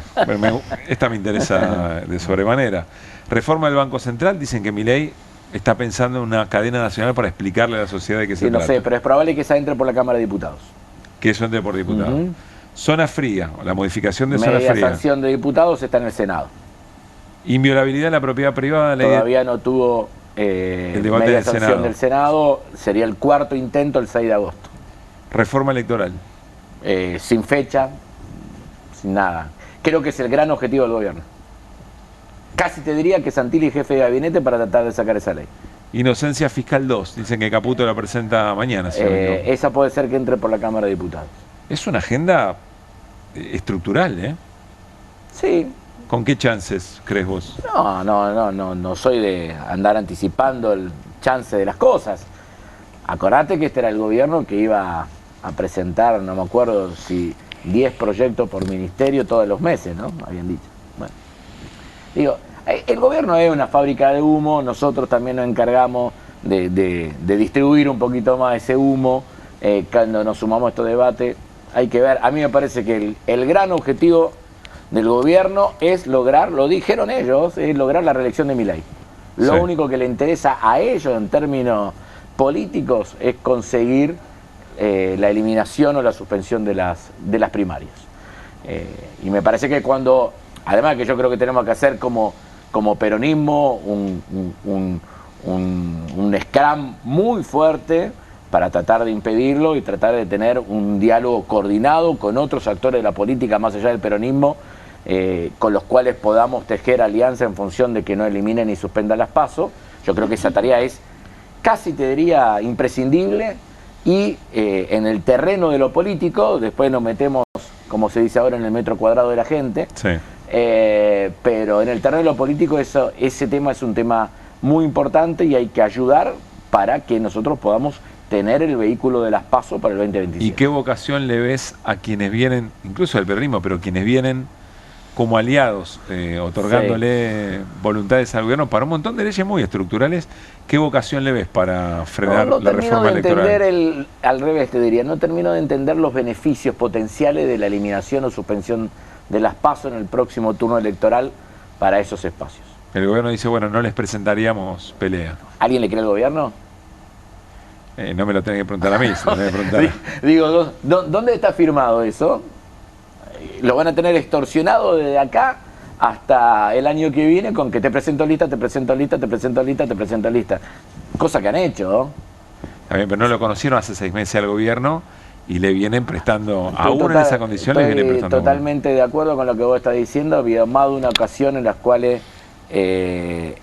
a pesar de la extorsión permanente, ha habido cierta legitimación de esa extorsión.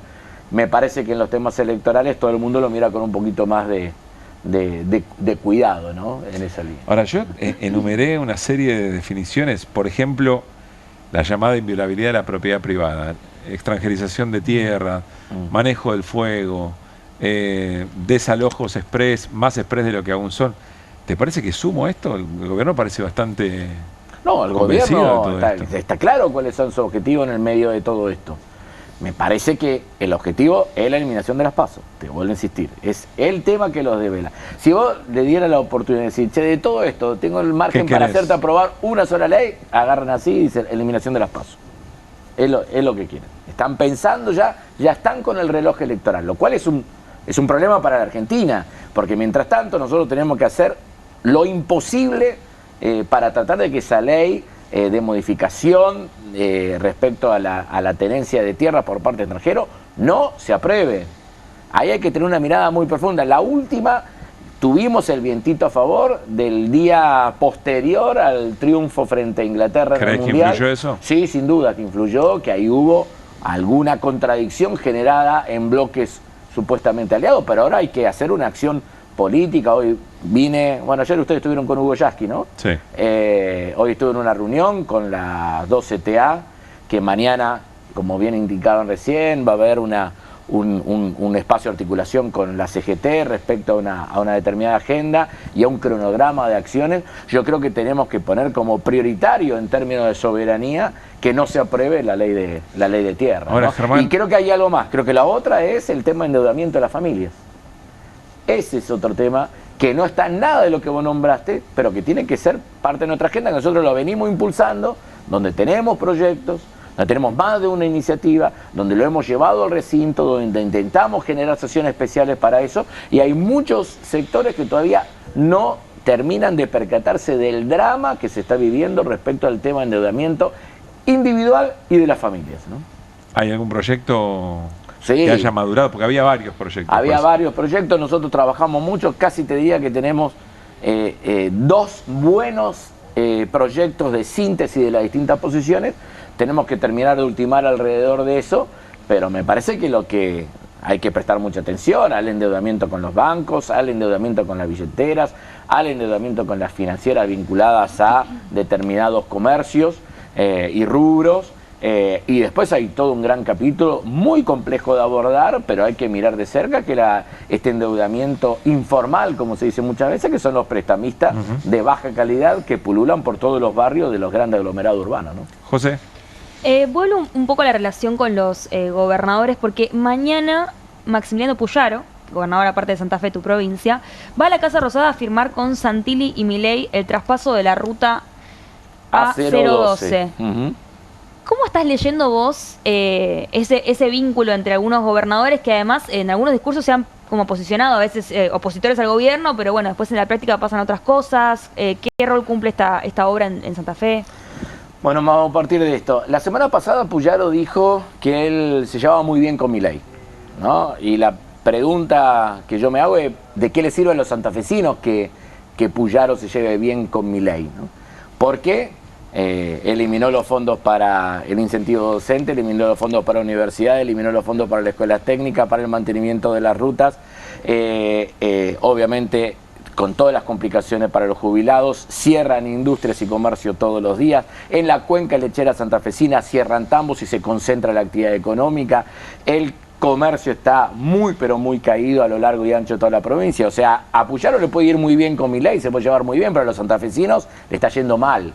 Y lo que va a pasar mañana es un anticipo de eso, porque fíjate, Milei no mantiene las rutas nacionales. Entonces, el gobierno provincial hace varios meses está diciendo, che, dámela que yo le hago el mantenimiento, hagamos un acuerdo para que yo haga el mantenimiento de las rutas nacionales que pasan por la provincia de Santa Fe. Lo cierto es que si mañana se consagra esto, que en algún lado uno puede decir, uy, qué bueno que la A012, que es una especie de segunda gran circunvalación que tiene el Gran Rosario, algo parecido a lo que existe acá en la Ruta 6, que arranca en Campana, que pasa por Luján, Cañuelas y termina en La Plata. Ese algo parecido es la A012 para los que no conocen. Pero lo cierto es que va a exigir más dinero de los santafesinos puesto en eso. Y cuando a la provincia de Santa Fe, en términos económicos, no le está yendo bien, porque al mismo tiempo recordemos que hace muy poquitos días el gobierno de la provincia de Santa Fe realizó la gestión para recibir un adelanto de coparticipación por parte del gobierno nacional. Entonces, digo, en lugar de estar o pidiendo migajas como algún ATN de 5.000 millones de pesos, que para la provincia de Santa Fe no es un monto significativo, y en lugar de estar diciendo, dame las cosas, ¿por qué no le exigen al gobierno nacional que se haga cargo de lo que se tenga que hacer cargo? ¿Y por qué no lo hacen? Porque a mí me parece que falta personalidad. En el caso del gobernador Puyaro, sin lugar a dudas. Hay todo un personaje de un dirigente con agallas, pero con Milei viene perdiendo 15-0. Es falta, una cosa es falta de coraje, otra cosa es, no sé si connivencia, pero proyecto común. No, lo que tiene es un votante en común. Un pedazo de su electorado es compartido con Milei. Entonces él tiene miedo de que si se distancia mucho de Milei, también distancie un pedazo del voto que es parte de su base electoral. Irina. Yo quería volver al tema de los proyectos por el endeudamiento de las familias, que conté 30 hace unos días.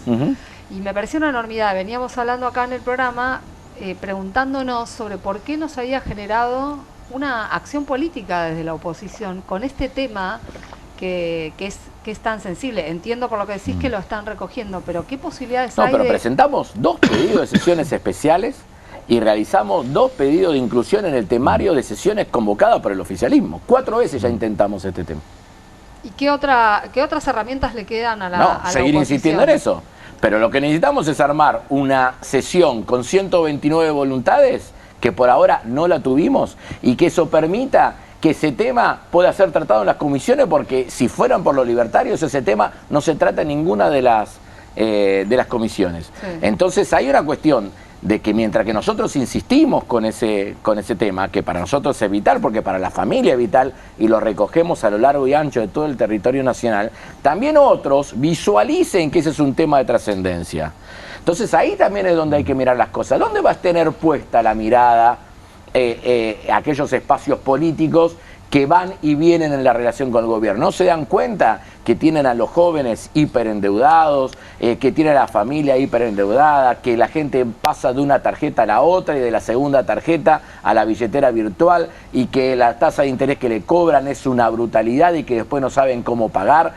¿No se están dando cuenta de todo eso? Porque después aparecen estas estadísticas respecto a si los sueldos le ganaron a la inflación. Miren, los números han sido elocuentes, no voy a hablar porque Hernán y ustedes hicieron una síntesis muy importante en el CEPA respecto a los ingresos respecto a la inflación, pero hoy en cualquier familia promedio la renovación de un alquiler, una situación de enfermedad no contemplada, te saca de la ecuación económica y terminas en una cueva pidiendo un préstamo. Eso es lo que está pasando hoy en la Argentina. Una renovación del alquiler a una situación inesperada de mantenimiento de tu auto para manejarte todos los días, o una situación de enfermedad no contemplada, no sabes dónde ir. Y no sabes cómo salir después. Y después no sabes cómo salir. Por eso te digo, ese tema hay que mirarlo con mucha profundidad. Yo creo que hay que trabajar sobre el sistema bancario, hay que trabajar sobre las billeteras virtuales, hay que trabajar sobre las financieras que están detrás, por ejemplo, no solamente de las grandes cadenas de supermercados, sino también de aquellos que ofrecen artículos locales. ¿Tenés que condenar deuda? Mira, vos tenés varias alternativas. Vos tenés el capital, vos tenés los intereses y tenés los punitorios. Hay que ver hasta dónde llegás en cada uno de los casos. A mí me parece que cualquier proceso de refinanciación de esa deuda tiene que arrancar corriendo los punitorios. Después tenés que empezar a discutir qué haces con la tasa de interés. Porque hay una tasa excesiva, porque el gobierno, que Hernán medio mienta, desreguló también el manejo de la tasa. Entonces cada uno pidió lo que quiso. No, y después tenés las situaciones de la familia que no saben cómo abordarla. No es la primera vez que pasa en Argentina, cambian los mecanismos. Yo creo que hasta en algún momento lo he hablado con vos, de cómo nosotros en los 90 corríamos de la primera tarjeta a la segunda tarjeta, de la segunda tarjeta a la mutual, para poder ver cómo hacíamos para pagar todo esto. Y siempre terminás como terminan estos casos, en la banquina, ¿no? Germán, en el último tiempo, se ha visto a lo largo desde el inicio de la gestión de Milei, pero en el último tiempo ha llamado mucho la atención.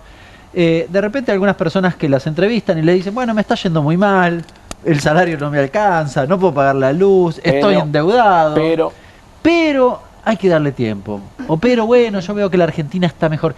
¿Qué hay ahí? Y eventualmente de la política, ¿cómo hay que abordarlo?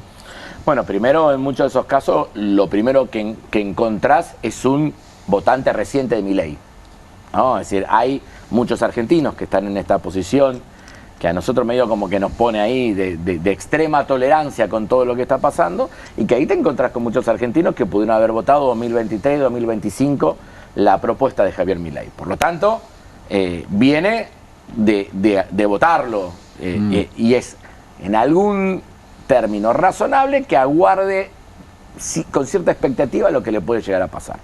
Me parece que eso cada vez está mucho más disminuido, principalmente porque, al menos desde mitad del año pasado, o si querés, después del resultado electoral, donde hubo un veranito, no económico, pero sí un veranito en lo político, donde se suponía que Milei iba a arreglar las cosas. Inclusive algunos creían que podía venir una etapa de mayor impulso del mercado interno, del consumo. No pasó absolutamente nada de todo eso. Y no hay señales de que vaya a pasar. Es más, se está dando ese círculo que tantas veces ustedes lo describieron, de que achicar la actividad económica, te tira para abajo la recaudación, no cumplir con la meta del Fondo Monetario Internacional, tenés que profundizar el ajuste, para profundizar el ajuste vuelve a caer la recaudación y entra en una espiral descendente, que es lo que estamos en este momento. Yo creo que nosotros lo que no tenemos que hacer es dejar de hablarle a esa Argentina. Y creo que hay una tarea de reconstrucción de confianza que pasa en algún lugar por la capacidad de representar las problemáticas cotidianas que ese Argentina está teniendo. Le dé o no le dé más o menos tiempo a Milei, ese Argentina está preocupado por el alquiler, está preocupado por el costo de los alimentos, está preocupado por el costo del transporte, está preocupado por el endeudamiento, está preocupado porque le ha tenido que sacar determinadas cosas que eran importantes para sus pibes. Si no dejó inglés, dejó el deporte; si no dejó el deporte, dejó alguna actividad cultural. Y ese descenso generalizado, yo creo que, a mi criterio, más temprano que tarde, se va a notar en un corrimiento en términos políticos, ¿no? Germán, gracias por haber venido. No, gracias a ustedes, que sigan bien. Nos reencontramos mañana a las 9 en QR. Gracias por estar ahí. Moví a tu pyme, moví a tu comercio, moví a tu campo.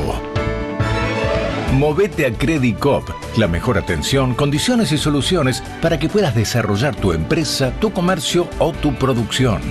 Movete a Credicop, movete a un banco distinto. Banco Credicop Cooperativo, la banca solidaria. Para más información, ingresá en bancocredicop.co. ¿Pensás que las subastas no son para vos? Son para todos, porque podés comprar y vender desde donde estés de manera rápida, fácil y confiable.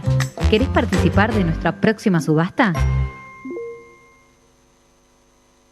En Pilar contamos con Mimuni, nuestra herramienta digital de atención ciudadana para solicitar turnos, realizar trámites y gestionar reclamos de manera ágil y cercana. Descárgate la app o chatea con nosotros por WhatsApp a través de 11 52 38 68 64, las 24 horas del día. También podés acercarte a cualquiera de nuestros puntos Muni de lunes a viernes de 8 a 18 horas y los sábados de 9 a 15 horas. En Pilar seguimos acercando el Estado a todos y todas las pilarenses. Pilar presente con futuro.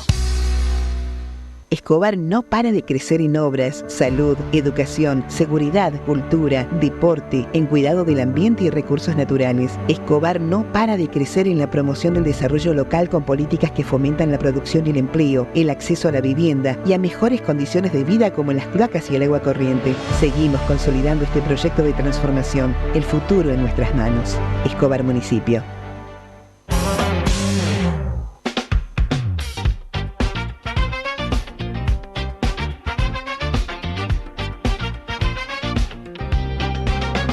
¿Sentís que en el trekking se cumplió el objetivo?